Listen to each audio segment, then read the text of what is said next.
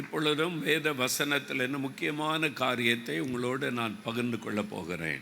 ఇప్పుడు పరిశుద్ధ గ్రంథంలోని ప్రాముఖ్యమైన కొన్ని మాటలు ఈ రాత్రి దేవుని పక్షముగా మీతో పంచుకోబోతున్నాను. இயேசு கிறிஸ்து ஒரு முக்கியமான காரியத்தை பரிசுத்த லூக்கா எழுதின சுவிசேஷம் 12ஆம் அதிகாரம் 56வது వచనத்திலே சொல்லுகிறார். యేసు క్రీస్తు ఒక ప్రశస్తమైన మాట ఆయన పరిచర్యలో లూకా సువార్త 12వ అధ్యాయం 56వ వాక్యం. లూకా సువార్త 12వ అధ్యాయం 56వ వాక్యం. இந்த காலத்தை நீங்கள் நிதானிக்க வேண்டும் என்று ஆண்டவர் சொல்லுகிறார்.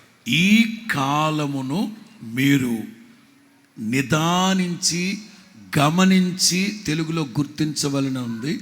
ఈ కాలమును మీరు శ్రద్ధగా గమనించి గుర్తించండి. இந்த காலத்தில் நீங்கள் நிதானியாமல் போகிறது என்ன என்று ஆண்டவர் கடிந்து கொள்கிறார். అసలు మీరు నిదానించి శ్రద్ధగా ఎందుకు గమనించలేకపోతున్నారు అని ప్రభు అడుగుతున్నారు. நாம் வாழ்கிற இந்த காலம் எப்படிப்பட்ட காலம்? ప్రస్తుతం మనం నివసిస్తూ ఉన్న ఈ కాలం ఎట్లాంటి కాలం? వేద పుస్తకத்திலே పల కాలంகளை పற்றி சொல்லப்பட்டிருக்கிறது. పరిశుద్ధ గ్రంథంలో అనేక విధములైన కాలములను గూర్చి వ్రాయబడి ఉంది. சிலர் 7 కాలంகள் என்று சொல்லுவார்கள். కొంతమంది 7 కాలాలు అని చెప్తారు. அப்படி அதை பிரித்து சொல்ல முடியும். అలాగున కూడా విభాగించి చాలా చక్క చెప్పచ్చు. ஆனால் நீங்கள் புரிந்து கொள்ளும்படி 3 முக்கியமான காலங்களை உங்களுக்கு சொல்லுகிறேன். అయితే మీరు గ్రహించగలిగేటట్లుగా గుర్తించగలిగేటట్లుగా 3 కాలాల గురించి నేను ఈ రాత్రి మీతో పంచుకుంటాను. ஒன்று பழைய ஏற்பாட்டு காலம், మొదటిది పాత నిబంధన కాలం. இரண்டாவது புதிய ஏற்பாட்டு காலம், 2 క్రొత్త నిబంధన కాలం. இயேசு ஊழியம் செய்து அப்போஸ்தலர்கள் ஊழியம் செய்த காலம் புதிய ஏற்பாட்டு காலம். యేసు క్రీస్తు సేవ చేసిన ఆ తర్వాత అపోస్తలుడు సేవ చేసిన ఆ కాలం. இப்பொழுது நாம் ஆண்டு கொண்டிருக்கிற காலம், ఇప్పుడు మనమున్న కాలం இது கடைசி காலம். ఇది కడవరి కాలం. இயேசு கிறிஸ்துவுடைய வருகையின் காலம், యేసు క్రీస్తు రాకడకు సమీపముగా ఉన్న కాలం. உலகம் முடிவடைகிற ஒரு காலம், లోకము గతించిపోయే కాలం. இந்த காலத்தை நாம தெளிவாய் அறிந்து கொள்ள வேண்டும். ఈ కాలాన్ని మనం చాలా జాగ్రత్తగా గుర్తుపట్టాలి. இந்த காலத்திலே 3 முக்கியமான காரியங்கள் நடக்க போகிறது. ఈ కాలంలో అతి ప్రాముఖ్యమైన 3 సంభవాలు జరగబోతున్నాయి. அது வேத புத்தகத்தில் எழுதப்பட்டிருக்கிறது. అది పరిశుద్ధ గ్రంథంలో గ్రంథస్థం చేయబడి ఉంది. அந்த 3 காலங்களை குறித்து நம்ம தியானிக்க போகிறோம். ఆ 3 కాలాల గురించి మనం ధ్యానించబోతున్నాం. முதலாவது காலம் இயேசுவுடைய வருகை நடக்க போகிறது. మొదటిది యేసు క్రీస్తు రాకడ కాలం. இயேசு திரும்ப வரப்போகிறார் என்பதை நம்ம விசுவாசிக்கிறோம். యేసు క్రీస్తు మరలా రాబోతున్నారు అనేది మనందరి విశ్వాసం. அவருடைய வருகை సమీపిத்து விட்டது. యేసు క్రీస్తు రాకడ చాలా సమీపంగా ఉంది. அவருடைய வருகைக்குரிய அடையாளங்கள் எல்லாம் நடந்து கொண்டிருக்கிறது. ఆయన రాకడకు సంబంధించిన సూచనలు జరుగుతా ఉన్నాయి, అక్కడక్కడ కనబడుతూ ఉన్నాయి. மத்தேயு 24ஆம் அதிகாரத்தில் நிறைய அடையாளங்களை இயேசு சொல்லுகிறார். మత్తయి సువార్త 24వ అధ్యాయంలో ఇప్పుడు జరుగుతున్న సంభవాలే ప్రభు చెప్పారు. ఆ రోజున யுத்தங்களையும் யுத்தங்களின் செய்திகளையும் கேள்விப்படுவீர்கள். యుద్ధాలను గూర్చిన సమాచారాలు మీరు వింటారు. இப்போ தினமும் யுத்தத்தின் செய்திகள் வந்து கொண்டே இருக்கிறது. ఇప్పుడు ప్రతిరోజు యుద్ధాలను గూర్చిన సమాచారాలు మనం వింటూనే ఉన్నాం. கொள்ள நோய் கடைசி காலத்தில் உண்டாகும் என்று ஆண்டவர் சொல்லி இருக்கிறார். హత్యలు, మానభంగాలు, అత్యాచారాలు జరుగుతాయని చెప్పారు, జరుగుతూ ఉన్నాయి. கொரோனா கொள்ள நோயினால் உலகமே பாதிக்கப்பட்டது நமக்கு தெரியும். కరోనా వ్యాధి చేత, ఆ తెగులు చేత, వైరస్ చేత కోట్ల మంది చచ్చిపోయారు. మనం బాధింపబడ్డం మనకు తెలిసి நம்முடைய கண்களால் அதை பார்த்திருக்கிறோம். మన కళ్ళారా మనం చూసాం దాన్ని. பஞ்சங்கள் இப்பொழுது எல்லா தேசத்திலும் பரவி கொண்டு வருகிறது. చాలా దేశాలలో కరువు విస్తరిస్తా ఉంది. இந்தியாவில் அந்த பஞ்சமிని பெரிదాய் வரப்போகிறது. భారతదేశంలో కూడా భయంకరమైన కరువు కాటకాలు రాబోతా ఉన్నాయి. இது இயேசு சொன்ன முக்கியமான அடையாளం. ఇది యేసు క్రీస్తు చెప్పిన అతి ప్రాముఖ్యమైన సూచన.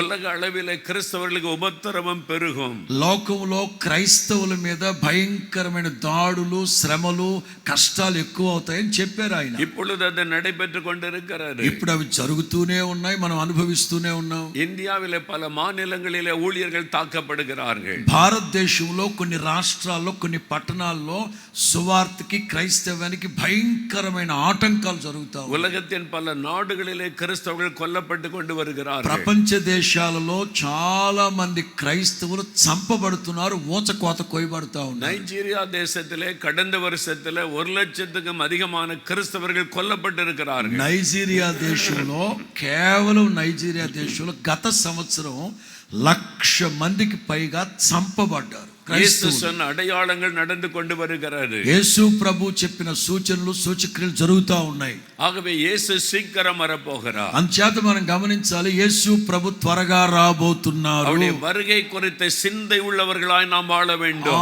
ఆయన రాకడను గుర్చిన ఆలోచన ఆలాపనతో మనం బ్రతకాలి. அவருடைய வருகை 2 விதத்தில் இருக்கும். యేసు క్రీస్తు రాకడ 2 రకాలుగా ఉంటుంది. முதலாவது ரகசிய வருகை, మొదటిది రహస్య రాకడ, இரண்டாவது பகிரங்க வருகை. రెండవది బహిరంగ రాకడ. இந்த ரகசிய வருகை குறித்து ఈ రహస్య రాకడను గురించి 1 தெசலோனிக்கேயர் 4ஆம் அதிகாரம் 16-17 வசனத்திலே வாசிக்கிறோம். తెస్సలోనిక మొదటి పత్రిక 4వ అధ్యాయం 16-17. 1 Thessalonians chapter 4:16 downward 17. கர்த்தர் ஆரவாரத்தோடு பிரதான தூதனுடைய சத்தத்தோடு வருவார். ఆర్భాటముతోను ప్రధాన దూత శబ్దముతోను దేవుని బోరుతోను పరలోకము నుంచి ప్రభువు దిగి వచ్చును. அவர் மத்திய ஆகாயத்திலே வந்து நிற்பார். యేసు క్రీస్తు మధ్య ఆకాశానికి వస్తారు. அப்பொழுது கிறிஸ்தவர்கள் மரித்தவர்கள் முதலாவது எழும்புவார்கள். అప్పుడు క్రీస్తు నందు మృతులైన వారు మొదట లేస్తారు. அவர்கள் மறுரூபமாக்கப்பட்டு இயேசுவை வானமண்டலத்திலே சந்திப்பார்கள். వాళ్ళు రూపాంతరం చెంది మధ్యాకాశంలో ప్రభువుని కలుసుకుంటారు. அதன் பிறகு உயிரோடு இருக்கிற நாமும் ఆ తర్వాత సజీవులమై ఉన్న మనము கண்ணிம நேரத்தில் மறுரூபமாகி ஆண்டவரை சந்திப்போம். రెప్పపాటులో రూపాంతరం చెంది ప్రభువుని ఎదుర్కొనబోతున్నాం. கண்ணிம நேரத்தில் இந்த மாற்றம் உண்டாகும். రెప్పపాటులో రూపాంతరం చెందబోతున్నాం. யாருடைய காதிலே எக்கால சத்தம் கேட்கிறதோ அவர்கள் தான் எடுத்துக்கொள்ளப்படுவார்கள். ఎవరి చెవుల్లో ఆర్భాటం ప్రధాన దూత శబ్దం వినబడుతుందో వాళ్ళు ఎత్తబడతారు. அப்பொழுது மத்திய ஆகாயத்திலே மணவாளன் ஆகிய இயேசுவை சந்திப்போம். అలంకరింపబడిన వరుడైన ప్రభువుని మధ్యాకాశంలో మనం చూడబోతూ ఉన్నాం. யார் அதில் எடுத்துக்கொள்ளப்படுவார்கள்? అందులో ఎవరు ఎత్తబడతారు? வேதம் சொல்லுகிறது ஆயத்தமாயிருக்கிறவர்கள். పరిశుద్ధ గ్రంథంలో రాయబడిన మాట సిద్ధపడిన వాళ్ళు ఎత్తబడతారు. மத்தேயு 25ஆம் அதிகாரத்தில் இயேசு ஒரு ஓமையை சொல்லுகிறார். మత్తయి సువార్త 25వ అధ్యాయంలో యేసు ప్రభు ఓ ఉపమానాన్ని చెప్పారు. 10 కన్యకகள் మణవాళனை ఎదుర్కొంటూ పోகிறார்கள். 10 మంది కన్యకలు పెళ్లి కుమారుని ఎదుర్కొనడానికి వెళతారు. మణవాళన్ வருவதை எல்லாரும் விசுவாசிக்கிறார்கள். ప్రభు అయిన యేసు క్రీస్తు పెళ్లి కుమారుడుగా వస్తారని అందరూ విశ్వసిస్తున్నారు. அவரை ఎదుర్కొంటూ పోகிறார்கள். ఆయన ఎదుర్కొనడానికి 10 మంది వెళ్ళారు. அவர் வருகைக்காக காத்திருக்கிறார்கள். వాళ్ళందరూ ఆయన కొరకు ఎదురు చూసి కాచు కూర్చున్న వాళ్ళే. ஆனால் மணவாளன் வந்தபோது అయితే పెళ్లి కుమారుడు వచ్చినప్పుడు 5 பேர் మాత్రం వీட்டுக்குள்ளே ప్రవేశించారు. 5 మంది మాత్రమే పెళ్లి విందు జరుగుతున్న ఇంట్లోకి వెళ్ళారు. 5 பேர் கைவிடப்பட்டு விட்டார்கள். మిగతా 5 మంది విడవబడ్డారు. இயேசு சொல்லுகிறார், యేసు ప్రభు చెప్తారు, ஆயத்தமாய் இருந்தவர்கள் மணவாளனோடு போய்விட்டார்கள். సిద్ధపడిన వాళ్ళు మాత్రమే పెళ్లి విందుకి లోన గదిలోకి ఇంట్లోకి వెళ్ళారు. ஆகவே தான் வேதவசனம் சொல்லுகிறது, అందుకే దేవుని వాక్యం చెప్తాంది, உன் தேவனை சந்திக்கும்படி ஆயத்தப்படு. నీవు నీ ప్రభు అయిన యేసు క్రీస్తుని ఎదుర్కొనడానికి సిద్ధపడు సంగమా. இயேசு சீக்கிரமாய் வரப்போகிறார். యేసు ప్రభు త్వరగా రాబోతూ ఉన్నాడు. அவரை சந்திக்க நீங்கள் ஆயத்தமா? యేసు క్రీస్తుని మేఘాల మీద దర్శించడానికి నీవు సిద్ధంగా ఉన్నావా? நீங்கள் அவரை விசுவாசிக்கலாம். నీవు ఆయన విశ్వసించుండొచ్చు. அவர் வருவதை எதிர்பார்க்கலாம். ఆయన రాకడ కొరకు ఎదురు చూసే భాగ్యం కూడా నీకు ఉంది. ஒருவேளை நீங்கள் காத்திருக்கலாம். ఒకవేళ మీరు ఆయన కొరకు కాచు కూర్చున్న వాళ్ళే అయి ఉండొచ్చు. ஆனால் நீங்கள் ஆயத்தமா இல்லாவிட்டால், అయినా సిద్ధపాటు లేకపోతే அவரை சந்திக்க முடியாது. ఆయన్ని ఎదుర్కొనడం కష్టం. ஆகவே தான் தினந்தோறும் எப்பொழுது நாம் ஆயத்தமாய் இருக்க வேண்டும் என்று வேதம் சொல்லுகிறது. అందుకే ప్రతి క్షణం ప్రతి గడియ ప్రతి రోజు ఆయనను ఎదుర్కోవడానికి సిద్ధపడుతూ ఉండాలి. அதற்கு என்ன செய்ய வேண்டும்? దానికోసం మనం ఏం చేయాలి? 1 தெசலோனிக்கேயர் 5ஆம் அதிகாரம் 23ஆம் வசனம் சொல்லுகிறது. తెస్సలోనిక మొదటి పత్రిక 5వ అధ్యాయం 23వ వాక్యం. உங்களுடைய ஆவி ஆத்மா சரீரம் குற்றமற்றதாய் இருக்கும்படி காக்கப்பட வேண்டும். ప్రాణాత్మ దేహాలు ఆయన రాకడకు నిందారహితముగా పరిశుద్ధపరచబడును இயேசு గాక. வரும் பொழுது அவரை சந்திக்க வேண்டுமானால் యేసు క్రీస్తు ప్రత్యక్షమైనప్పుడు ఆయనను ఎదుర్కోవాలి. உங்களுக்குள்ளே பரிசுத்தம் காணப்பட வேண்டும். మొట్టమొదటిగా అవసరమైంది పరిశుద్ధత. உங்களுடைய ஆவி ஆத்மா சரீரத்திலே பரிசுத்தம், ప్రాణాత్మ శరీరంలో పరిశుద్ధత అవసరం. உங்களுடைய கண்ணின் பார்வையிலே பரிசுத்தம், కంటి చూపులో పరిశుద్ధత உங்களுடைய అవసరం. சிந்தனையிலே பரிசுத்தம், ఆలోచనల్లో పరిశుద్ధత ఉండాలి. உங்களுடைய செயல்களிலே பரிசுத்தம், చేసే క్రియలు కార్యాల్లో పరిశుద్ధత உங்களுடைய ఉండాలి. குடும்ப வாழ்க்கைக்குள்ளே பரிசுத்தம், కుటుంబ వ్యవస్థలో పరిశుద్ధత ఉండాలి. உங்களுடைய வியாபாரத்திலே பரிசுத்தம், వ్యాపారాల్లో పరిశుద్ధత ఉండాలి. உங்களுடைய வேலையிலே பரிசுத்தம், నీవు పని పాట చేసే చోట పరిశుద్ధత ఉండాలి. உங்களுடைய ஊழியத்திலே பரிசுத்தம். చేస్తూ ఉన్న సేవలో పరిశుద్ధత ఉండాలి. பரிசுத்தம் இல்லாமல் அவரை தரிசிக்க முடியாது. పరిశుద్ధత లేకుండా ఏ ఒక్కడు ఆయనను చూడలేడు. என்னால் வரப்போகிற இயேசு பரிசுத்தம் உள்ளவர். ఎందుకంటే రాబోతున్న యేసు క్రీస్తు పరిశుద్ధుడు. ஆகவே பரிசுத்தத்துக்கு நம்ம அர்ப்பணிக்க வேண்டும். అంచేత పరిశుద్ధ జీవితాన్ని చేయడానికి మనల్ని మనం ప్రతిష్ఠించుకోవాలి. అనుదినము పరిశుద్ధமாய் வாழ ஒப்பு கொடுக்க வேண்டும். అనుదినము అనుక్షణ పరిశుద్ధంగా జీవించడానికి నడుము కట్టాలి. என்னால் எப்பொழுது இயேசு வருவார் என்று தெரியாது. ఎందుకంటే ఏ క్షణాన పరిశుద్ధుడైన యేసు వస్తారో మనకు తెలియదు గనుక. அவருடைய வருகை திருடனை போல் இருக்கும் என்று வசனம் சொல்லுகிறது. ఆయన రాకడ దొంగ వచ్చినట్లు ఉండును. திருடன் வரும்போது சொல்லிட்டா வருவான். దొంగ వచ్చేటప్పుడు మీకు వాట్సాప్ లో స్టేటస్ పెట్టేసి వస్తాడా? உங்க வீட்டுக்கு காலையில 3 மணிக்கு நான் திருட வரப்போகிறேன், అక్క కాచుకో 3ంటికి వస్తాను మీ ఇంటికి అని చెప్తాడా? எல்லாம் ரெடியா இருங்க రెడీగా ఉండండి அப்படி சொல்லிட்டா திருடன் வருவான். అని మీకు ముందస్తు సమాచారం ఇస్తూ వస్తాడా? நீங்கள் ఎదురుபாராத நேரத்தில் మీరు మూడో ఆకాశంలో ఉన్నప్పుడు వస్తాడు. திடீரென்று திருடன் வருவான். అకస్మాత్తుగా దొంగ వస్తాడు, దోచుకెళ్తాడు. வெளிப்படுத்தின விசேஷம் 16ஆம் அதிகாரம் ప్రకటన గ్రంథం 16వ అధ్యాయం 15வது வசனம், 15వ వాక్యం. நான் திருடனை போல வருகிறேன் ஆண்டவரே சொல்லுகிறார். యేసు ప్రభువే చెప్తున్నారు, నేను దొంగవలే రాబోతున్నాను. எப்போ வருவன்னு தெரியாது, ఎప్పుడు వస్తారో తెలీదు. இன்னைக்கு ராத்திரி வரலாம், ఈ రాత్రి వచ్చేస్తారేమో, நாளைக்கு வரலாம், రేపు రావచ్చు, அடுத்த வாரம் வரலாம். వచ్చే వారం நாம் రావచ్చు. எப்பொழுதும் ஆயத்தமா இருக்கணும். మనం ఎప్పటికైనా సరే సంసిద్ధులమై ఉండాలి. ஆயத்தமா இருக்கீங்களா? సిద్ధపడిన వాళ్ళందరూ ఒకసారి హల్లెలూయా చెప్పండి. அல்லேலூயா. நாம் எப்பொழுதும் ஆயத்தமாய் இருக்க நம்ம அர்ப்பணித்துக் கொள்ளணும். మనం ఎప్పుడైనా సరే ఏ క్షణమైనా సరే ఆయన రాకడలో ఎత్తబడడానికి పరిశుద్ధంగా జీవించడానికి మనం ఎప్పటికప్పుడు సిద్ధపడుతూ ఉండాలి.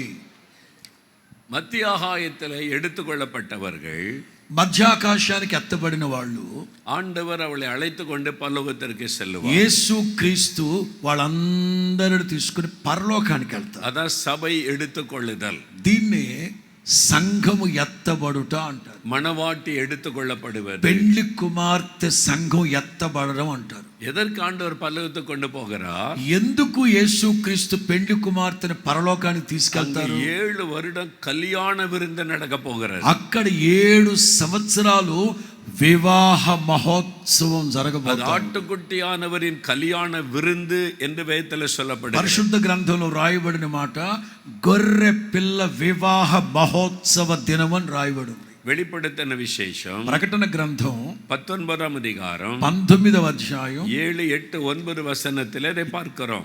7, 8, 9 వాక్యాల్లో మనం దాన్ని గమనిస్తాం. அங்கே ஆட்டுக்குட்டியானவரின் கல்யாண விருந்து நடக்கும். అక్కడ గొర్రె పిల్ల వివాహ మహోత్సవ సమయం వస్తుంది, జరుగుతుంది కూడా. ஆயத்தமா இருக்கிற எல்லாரும் போயிருவாங்க. అదిగో సిద్ధపరుచుకొని ఉన్న వాళ్ళందరూ ఎత్తబడి వెళ్ళిపోతారు. అక్కడ 7 வருடம் ஆண்டவரோடு மகிழ்ந்திருப்பார்கள். 7 సంవత్సరాలు యేసయ్యతో పాటు ఆనందించి సంతోషిస్తూ ఉంటారు. 7 வருடம் கழித்து மறுபடியும் ஆண்டவர் பூமிக்கு வருவார். 7 సంవత్సరాల మహోత్సవం తర్వాత మరలా ప్రభు దిగొస్తారు. அவர் எல்லாரையும் அழைத்து கொண்டு வருவார். అప్పుడు ఆయన వచ్చేటప్పుడు పరిశుద్ధులందరిని వెంట పెట్టు, கோடிக்கணக்கான தூதர்களோடு வருவார். వేవేల దూత, కోట్ల కొలది దూతలతో దిగొస్తారు. சாத்தானோடு யுத்தம் பண்ணுவதற்காக வருவார். సాతాను గాడితో యుద్ధం చేయడానికి దిగొస్తారు ఆయన. அதுதான் அவருடைய பகிரங்க வருகை. దాన్ని అంటారు బహిరంగ రాకడ. அப்படி அவர் வரும்பொழுது பூமியில் உள்ள எல்லாருடைய கண்களும் அவரை காணும்.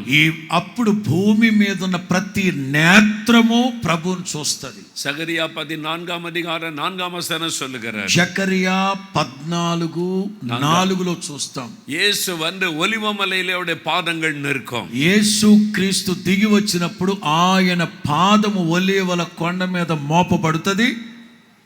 எருசலேமில் இருக்கிற ஒலிவமலையிலே அவருடைய பாதங்கள் நிற்கும். యెరూషలేము పట్టణానికి బయట ఉన్న ఒలీవల కొండ మీద ఆయన పాదము నిలిచిన వెంటనే அப்ப எல்லாருடைய கண்களும் அவரை காணும். ప్రపంచంలో ఉన్న ప్రతి నేత్రము ప్రభువుని చూస్తారు. அப்பொழுது உலகமே நடுங்கும் அவரை பார்த்து. ప్రపంచం గడ్డ గడ్డ గడ్డ గడ్డలాడిపోద్ది ఆయన చూసి. அவரை விரோதித்தவர்கள் எல்லாம் பயப்படுவார்கள். ఆయనకి విరోధంగా మాట్లాడిన వాళ్ళు, చేసిన వాళ్ళు అందరూ భయపడి చేస్తారు. அவர்களுக்கு விரோதமா எழும்பினவர்கள், பேசினவர்கள், சபைகளை தாக்கினவர்கள், கிறிஸ்தவர்களை கொடுமைப்படுத்தினவர்கள் எல்லாரும் நடுங்குவார்கள். యేసు క్రీస్తుకి, సేవకులకి, సంఘానికి, క్రీస్తు శరీర సంఘానికి విరోధంగా మాట్లాడిన, లేచిన, క్రియ జరిగిన ప్రతి ఒక్కరూ గజ్జ గజ్జ గజ్జ గజ్జ వణికి భయపడి చేస్తారు. హల్లెలూయా, హల్లెలూయా.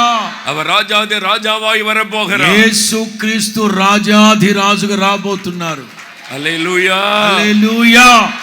அவர் வந்து சாத்தானோடு யுத்தம் பண்ணுவார். ఆయన వచ్చి సాతానుతో యుద్ధం చేస్తారు. அர்மகதோன் யுத்தம் என்பதாய் வேதம் குறிப்பிடுகிறார். హర్మెగిద్దోను యుద్ధం అని పోల్చబడింది దాన్ని. அப்பொழுது சாத்தான் கட்டப்பட்டு பாதாளத்தில் அடைக்கப்படுவார். సాతాను గాడు కట్టబడి పాతాళంలో బంధించబడతాడు. 1000 வருடம் அவன் அடைக்கப்பட்டு விடுவான். 1000 సంవత్సరాలు వాడు బంధింపబడి ఉంటాడు. அதன் பிறகு 1000 வருஷம் இயேசு இந்த பூமியில் ஆட்சி பண்ண போகிறார். ఆ 1000 సంవత్సరాలు యేసు క్రీస్తు ఈ భూలోకాన్ని ఏలుబడి చేయబోతా ఉన్నారు. முழு உலகத்துக்கு ஒரே ராஜாவாக இயேசு இருக்க போகிறார். సర్వ ప్రపంచానికి ఒకే ఒక్క రాజు, చక్రవర్తి. కొట్టు గట్టిగా హల్లెలూయా, యేసు క్రీస్తు ఒక్కడే.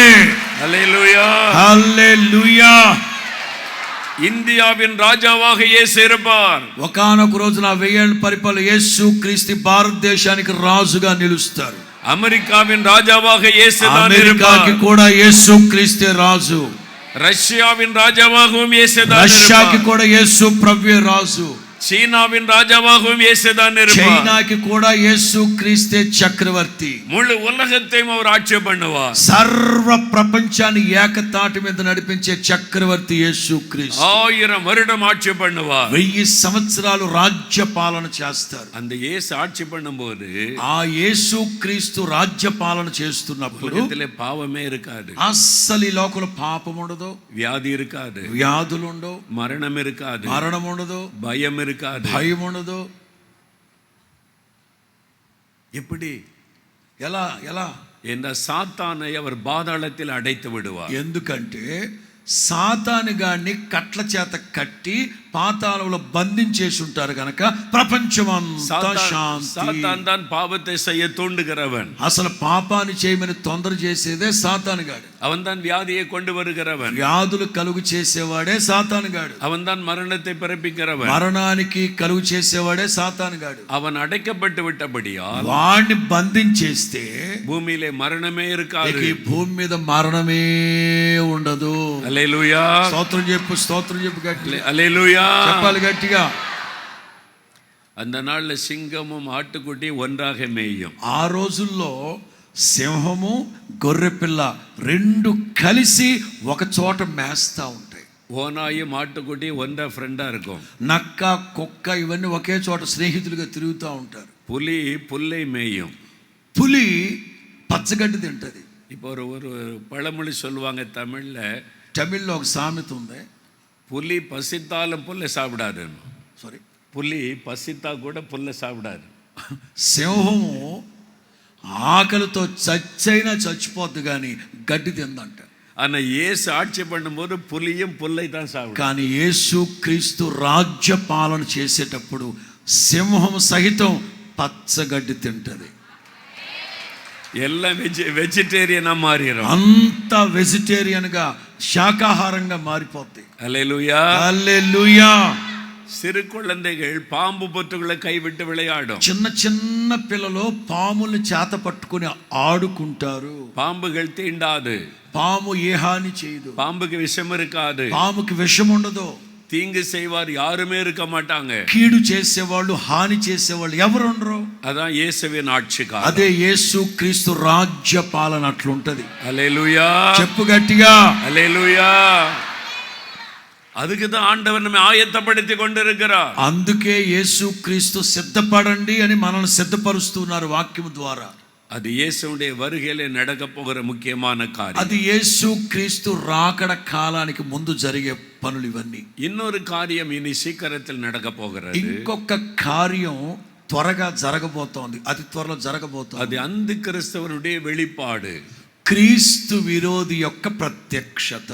அந்தி கிறிஸ்து இந்த பூமியிலே வெளிப்படுவான். క్రీస్తు విరోధి ఈ లోకంలో బయలుపడతాడు. இயேசுவுடைய ரகசிய வருகை வந்த உடனே, యేసు క్రీస్తు రహస్య రాకడ వచ్చిన వెంటనే, சபை எடுத்துக்கொள்ளப்பட்ட பிறகு, సంఘం ఎత్తబడిన అదే క్షణంలో, தேவ பிள்ளைகள்லாம் பரலோகத்துக்கு போன பிறகு, పరిశుద్ధులు దేవుని బిడ్డలందరూ పరలోకానికి వెళ్ళిపోతే பூமியிலே அந்தி கிறிஸ்து வெளிப்படுவான். ఆ క్షణానే క్రీస్తు విరోధి ప్రత్యక్షమవుతాడు. 2 தெசலோனிக்கேயர் 2ஆம் அதிகாரத்தில் அது எழுதப்பட்டிருக்கிறது. తెస్సలోనిక 2వ పత్రిక 2వ అధ్యాయంలో ఈ మాటలు రాయబడి ఉన్నాయి. அவன் அக்கிரமக்காரனாய் இருப்பான் என்று வேதம் சொல்லுகிறது. వాడు అక్రమస్తుడుగా ఉంటాడు అని రాయబడి ఉంది. அவன் மிருகத்தை போல செயல்படுவான். వాడు మృగములాగా క్రియ చేస్తాడు, పశువులాగా ప్రవర్తిస్తాడు అని రాయబడి அதனால் ఉంది. அந்தி கிறிஸ்துவுக்கு ஒரு பெயர் மிருகம் என்பது. అందుకని క్రీస్తు విరోధికి ఒక పేరు ఉంది, మృగము అని.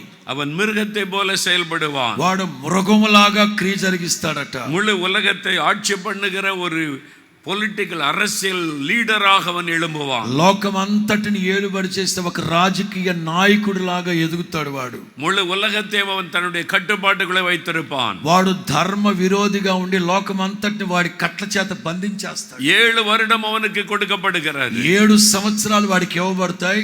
அது உபத்திரவ காலம் என்று வெளிப்படுத்தின விசேஷத்தில் అది பார்க்கிறோம். శ్రమలు, మహాశ్రమల కాలం అని రాయబడి ఉంది. 3.5 ஆண்டு காலம் உபத்திரவ காலம். 3.5 సంవత్సరాలు శ్రమల కాలం. அடுத்த 3.5 ஆண்டு காலம் மகா உபத்திரவ ఆ காலம். తర్వాత 3.5 సంవత్సరాలు మహాశ్రమల కాలం అని அவன் రాయబడి ఉంది. மனிதர்களை அடிமையாக்கி நடத்துவான். వాడు మనుషుల్ని బానిసలుగా, దుర్మార్గులుగా చిత్రీకరిస్తాడు. அவனுக்கு உதவி செய்யும்படி கள்ள தீர்க்கதரிசியை சாத்தான் எழுப்புவான். వాడికి పూర్తి సహకారాన్ని అందించడానికి అబద్ధ ప్రవక్తలు లేస్తారు. வலு சர்ப்பமாய் இருக்கிற சாத்தான் அந்தி கிறிஸ்துவுக்கு தன் முழு அதிகாரத்தை கொடுப்பான் என்று வெளிப்படுத்தின விசேஷத்திலே வாசிக்கிறோம். ప్రకటన గ్రంథంలో రాయబడిన మాట, ఘట సర్పము లాంటి వాడికి పూర్తి అధికారాలు ఇవ్వబడతాయని రాయబడి ఉంది.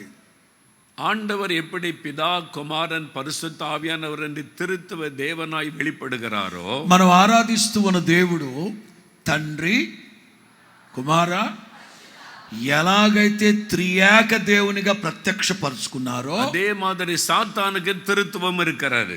అలాగే సాతానుగాడు కూడా త్రిత్వ రూపముగా ఉన్నాడు. ஒன்று வலு சர்ப்பமாய் இருக்கிற அந்த பழைய பாம்பாகிய சாத்தான். ఒకటి ఘట సర్పం అనబడే ఆ ఆదికాల ఘట సర్పం, ఆది ఘట సర్పము. அவன் பிதாவுக்கு தன்னை ஒப்பிட்டுக் கொள்ளுகிறான். ఈ ఆది ఘట సర్పము తండ్రి అయిన దేవునికి సమానంగా పోల్చుకుంటున్నాడు సాతాను. இரண்டாவது மிருகமாய் இருக்கிற அந்தி கிறிஸ்து. 2 మృగముతో పోల్చబడిన క్రీస్తు విరోధి. அவன் தன்னை கிறிஸ்துவை போல காண்பித்துக் వాడు கொள்கிறான். యేసు క్రీస్తుతో సమానంగా పోల్చుకుంటున్నాడు. மூன்றாவது கள்ள தீர்க்கதரிசி. 3 అబద్ధ ప్రవక్తలు. அவன் ஒரு ரிலீஜியஸ் லீடர். వీడు ఒక మత సంబంధమైన నాయకుడిగా లేస్తాడు. இதை குறித்து வெளிப்படுத்தின விசேஷம் 13ஆம் அதிகாரத்தில் வாசிக்கிறோம். దీనిని గురించి ప్రకటన గ్రంథం 13వ అధ్యాయంలో మనం గమనిస్తాం. வெளிப்படுத்தின விசேஷம் 13:2 வாசிக்கும் போது 13వ అధ్యాయం 2వ వాక్యంలో మనం గమనిస్తే அந்தி கிறிஸ்து என்கிற மிருகம் என்று சொல்லப்படுகிறது. క్రీస్తు విరోధి అనే మృగము అని రాయబడి ఉంది. అక్కడ 4வது வசனத்தை வாசிக்கும் போது 4వ వాక్యంలో చూస్తే வலு சர்ப்பமாகிய சாத்தானை பற்றி எழுதப்பட்டிருக்கிறது. ఘట సర్పము అనబడే సాతాను గాడితో రాయబడి ఉంది. 11ஆம் வசனத்தை வாசிக்கும் போது 11వ వాక్యంలో గమనిస్తే கள்ள தீர்க்கதரிசி வேறொரு மிருகம் என்று சொல்லப்படுகிறது. మరి యొక్క క్రూర మృగము అని రాయబడింది. అబద్ధ బోధకులు.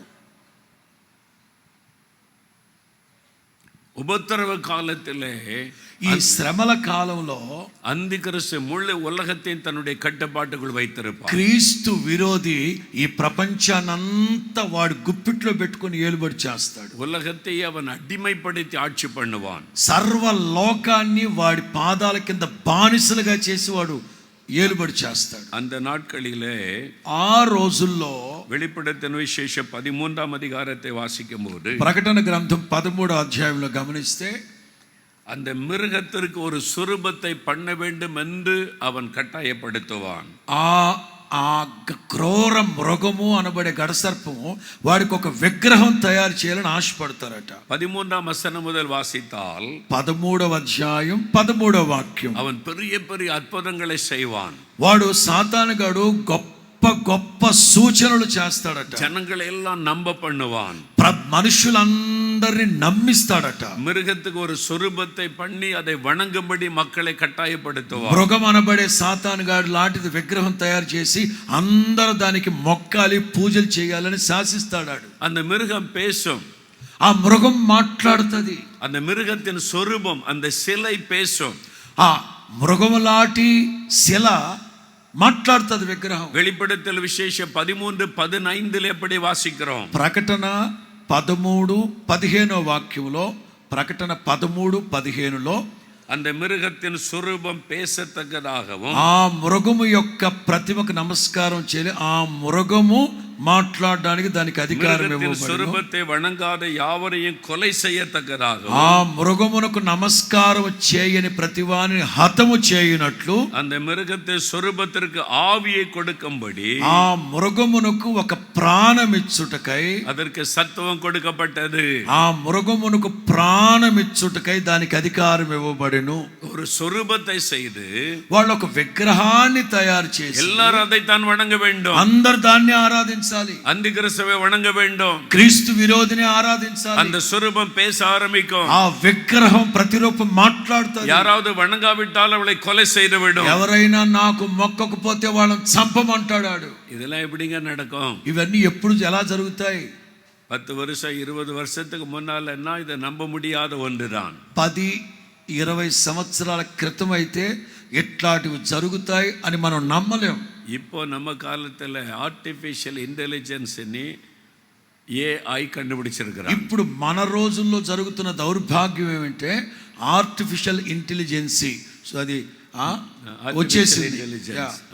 మనిషి మాదిరి ఎல்லாம் పేసం. దాని ద్వారా ఆర్టిఫిషియల్ ఇంటెలిజెన్స్ మనుషులాగా మాట్లాడుతుంది, అన్ని చేస్తుంది. நான் கடந்த ஜூலை மாதம் அமெரிக்கா ஊழியத்துக்கு போயிருந்தேன். నేను జూలై నెలలో సువార్త నిమిత్తం నేను అమెరికా వెళ్ళాను. அங்கே லாஸ் வெகாஸ் என்கிற ஒரு பட்டணம் இருக்கு. అక్కడ లాస్ వేగాస్ అనే ఒక పట్టణానికి వెళ్ళాను. அங்க 3 நாள் உபவாச ஜெபம் நடத்தினோம். అక్కడ 3 రోజులు ఉపవాస ప్రార్థనలు పెట్టాం. அது முடிந்த பிறகு అది ముగించిన తర్వాత பெரிய புதுசா ஒரு சயின்ஸ் சென்டர் உருவாக்கி இருக்கிறாங்க. అక్కడ ఒక పెద్ద సైన్స్ సెంటర్ అనే ఒక మ్యూజియం పెడితే అక్కడికి లేటెస్టాன సైంటిఫిక్ எல்லாம் கண்டுபிடிப்பெல்லாம் வச்சிருக்காங்க. అధునాగరికతకి సంబంధించిన టెక్నాలజీకి సంబంధించిన ఎక్విప్మెంట్స్ பார்க்கலாம் கூட்டிட்டு போனாங்க. అది చూడడానికి నన్ను తీసుకెళ్లారు. அங்க ஒரு பெரிய ஹாலுக்குள்ள అక్కడ ఒక పెద్ద హాల్లో 2 பெரிய சிலைகள் செஞ்சு வைக்கப்பட்டது. ఓ 2 పెద్ద శిలల విగ్రహాలు లాంటివి, மனிதன் மாதிரி ஆண் ரூபத்துல ஒன்று, మనుషులు లాంటివే మగాడు రూపంలో ఒకటి, பெண் రూపத்துல ஒன்று, ఆడదాని రూపంలో ఒకటి పెట్టారు. அப்படி ஆட்களை போல கையெல்லாம் అసைக்குது, தலையை திருப்புது, అవి కళ్ళు తెరందు పాకుது. యాజ్ ఇట్ ఈస్ మనుషుల్లాగానే చేతులు కాళ్ళు ఊపుతుంది, అన్ని చేస్తా ఉన్నాయి. மனுஷ மாதிரியே இருக்குது, మనుషులాగానే ఉంది, பேசுது, మాట్లాడుతుంది, சிரிக்குது, నవ్వుతుంది, பாக்குது, చూస్తుంది, கேள்வி கேட்டா பதில் சொல்லுது. మనం ఏదన్నా అడిగితే సమాధానం చెప్తుంది. పైగా நம்ம கிட்ட ஒரு மைக் தருவாங்க, మన దగ్గర ఒక మైక్ ఇస్తారు, நம்ம போய் பேசலாம். మనం ఏదన్నా మాట్లాడాలి. ஆந்திர மாநிலத்தின் ஜனத்தொகை எவ்வளவுன்னா உடனே சொல்லும். ఆంధ్రప్రదేశ్లో ఎంతమంది జనం ఉన్నారు అంటే క్షణాల్లో చెప్పేస్తుంది. ఆంధ్ర మాநிலத்தில் ఎత్తన మావట్టం அப்படின்னு கேட்டா உடனே ఆంధ్రప్రదేశ్లో ఎన్ని జిల్లాలు ఉన్నాయి అంటే టప్పిమని చెప్పేస్తున్నాడు. ఇండియాలో ఎவ்வளவு జనతొగన్నా சொல்லிரும். భారతదేశంలో ఎంతమంది ఉన్నారంటే వెంటనే జనసంఖ్య చెప్పేస్తుంది. என்ன கேள்வி கேட்டாலும் உடனே பதில் சொல்லுது. 1 కాదు 2 కాదు, ఏది అడిగినా చెప్పేస్తుంది. எதை பத்தியும் கேள்வி கேட்கலாம், దేని గురించి అడిగినా చెప్పేస్తుంది. எங்க ఆంధ్ర மாநிலத்தினுடைய చీఫ్ మినిస్టర్ யாருன்னா சொல்லிரும். ఆంధ్రప్రదేశ్ ముఖ్యమంత్రి ఎవరంటే టప్పిమని చెప్పేస్తుంది. அப்படி எல்லாத்தையுமே சொல்லுகிறாரு, అన్ని చెప్తా ఉన్నాయి. சிலை பேசுது. శిల విగ్రహం பைபிள் இருக்குல்ல, బైబిల్లో రాయబడింది. ఆ విగ్రహం அது பேசும். అది విగ్రహం మాట్లాడుతుంది. அதை కண்டுபிடிச்சிட்டாங்க. గుర్తుపట్టేశారు. நாங்க போய் ஒரு மைக்கில் ஒரு கேள்வி கேட்டோம். మేము వెళ్ళి మైకులో ఒక మాట అడిగాం. யோவான் 3:16 ஜான் 3:16 சொல்லு அப்படின்னு. యోహాను 3:16 చెప్పమన్నాం. அது என்ன பதில் சொல்லிச்சு தெரியுமா? అది ఏమని సమాధానం చెప్పింది తెలుసా? No religious question. మత సంబంధమైన ప్రశ్నలు అడగద్దండి అంట. அது கூட அதுக்கு தெரியுது. దాన్ని తయారు చేసినాడు ఎదవన్నట్టు. ఇది బైబిల్లో இருந்து కేள்வி கேக்குறாங்க. నేను బైబిల్లో నుంచి మీరు అడుగుతున్నారు. ఇది రిలీజియస్ క్వశ్చన్. ఇది మత సంబంధమైన ప్రశ్న. அதுக்கு பதில் சொல்ல மாட்டேங்குது. ఇట్లాంటి వాటికి నేను సమాధానం చెప్పను అంటున్నాను. அப்ப அந்த சிலைக்கு எல்லாமே தெரியுது. ఆ విగ్రహానికి అన్ని నేర్పించారు. வெளிப்படுத்தின விசேஷம் 13ஆம் அதிகாரம் கண்முன்னாலே நிறைவேற ஆரம்பித்து விட்டாரு. ప్రకటన గ్రంథం 13వ అధ్యాయంలో ఉన్నది మన రోజుల్లో మన కళ్ళ ముందే జరుగుతా ఉంది. இன்னும் கொஞ்ச நாள்ல గుంటూరుకు வந்துரும் அந்த மாதிரி சிலைகள். దీని అర్థం ఏంటో తెలుసా? మరి కొన్ని రోజుల్లో ఈ గుంటూరులో కూడా అట్లాంటివి రాబోతున్నాయి. உலகம் முழுவதும் வந்துரும். లోకమంతా వచ్చేస్తాయి. అంత్యక్రీస్తు வெளிப்பட்ட உடனே క్రీస్తు విరోధి ప్రత్యక్ష పరచబడిన వెంటనే சிலைகளை எல்லா இடத்திலும் செய்து ఇక వాడి విగ్రహాలు ప్రపంచమంతా వచ్చేస్తాయి. அது பேசும். అవి మాట్లాడతాయి. மக்களை பயமுறுத்தும். ప్రజల్ని భయపెడతాయి. யாராவது அதை வணங்காவிட்டால் அவளை கொன்று போட்டு விடும். ఎవడైనా సరే దానికి నమస్కరించకపోతే చంపేస్తాయి. சிலை எப்படிங்க கொல்லும்? ఏమంటే విగ్రహం ఎట్లా చంపేస్తుందండి? அமெரிக்கால 2 இடத்துல நடந்திருக்கிறாரு. అమెరికాలో 2 చోట్ల జరిగింది. இந்த மாதிரி ரோபாட் செஞ்சு வச்சிருந்தாங்க. రోబోట్లని తయారు చేసి పెట్టారు. அது பேசக்கூடிய ரோபாட். అది మాట్లాడే రోబో. அது சொன்னதுக்கு கேட்காதனால கொண்டு விட்டது. ఎవరో ఏదో చెప్పారట.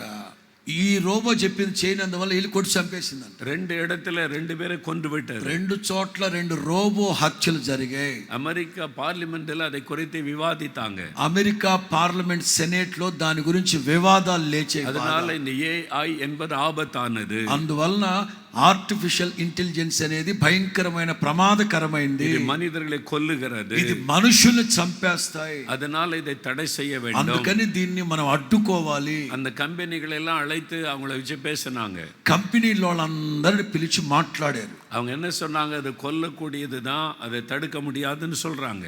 వాళ్ళు అది చంపుతాది, దాన్ని మేము ఆటలకు పరచలేము. அப்ப இதை செய்யக்கூடாது, இதை தடை பண்ணி விடலாம் என்று பேசுகிறார்கள். మరి అట్లా జరుగుతున్నప్పుడు మనం ఆపేద్దాం, చేయకూడదని మాట్లాడుతున్నారు. அவங்க சொன்னாங்க, இல்ல நம்ம தடுக்க முடியாது.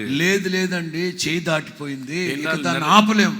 உலகம் முழுவதும் எல்லா இடத்துல செய்ய ஆரம்பிச்சிட்டாங்க. ఎందుకంటే లోకమంతా ఈ సాఫ్ట్వేర్లు వెళ్ళిపోయాయి, అవి ప్రారంభించేసారు తయారు చేయడానికి. ఇని తడుక முடியாதுன்னு ఇక சொல்லிட்டாங்க. దాన్ని ఆటంకపరచడం అసాధ్యం. வெளிப்படுத்தின విశేషం కన్మున్నాల్ నెరవేరి கொண்டிருக்கிறது. ప్రకటన గ్రంథం 13 మన కళ్ళ ముందు మన రోజుల్లోనే జరుగుతా ఉంది. యేసు వాసరపడిలే வந்து விட்டார். యేసు క్రీస్తు గుమ్మం దగ్గర నుంచొని ఉన్నాడు. అంత్యక్రీస్తు வெளிப்படுகிற வேளை வந்து விட்டது. క్రీస్తు విరోధి ప్రత్యక్షపరచబడే రోజులు దగ్గర పడ్డాయి. நாம் జాగ్రత్తగా ఆయత్తపడ வேண்டும். ఆత్మీయులు జాగ్రత్తగా ఉండి సిద్ధపడాలి.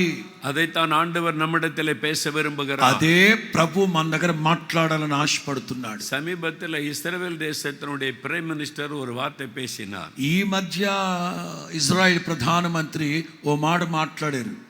உலகத்தில் இதுவரை எங்க கண்டுபிடித்தராத AI டெக்னாலஜியை நாங்கள் கண்டுபிடித்து வித்தியாசமாய் செயல்படுத்த வச்சிருக்கிறோம். அது ఆశ్చర్యமான காரியம், சீக்கிரத்தில் வெளியிடுவோம் என்று சொல்லி இருக்கிறார். ఇప్పటి వరకు ప్రపంచంలో ఆర్టిఫిషియల్ ఇంటెలిజెన్స్ వచ్చేసింది. దాన్ని చూసే మీరు తెగ ఆశ్చర్యపడిపోతున్నారు. మా ఇశ్రాయేలు దేశం అంతకు మించి అత్యాధునికమైన ఒకటి తయారు చేసి పెట్టున్నాం, త్వరలో దాన్ని విడుదల చేయబోతున్నామని ఒక బాంబు వేశాడు. இனிமே மனிதர்கள் வந்து யுத்தம் பண்ண மாட்டாங்க.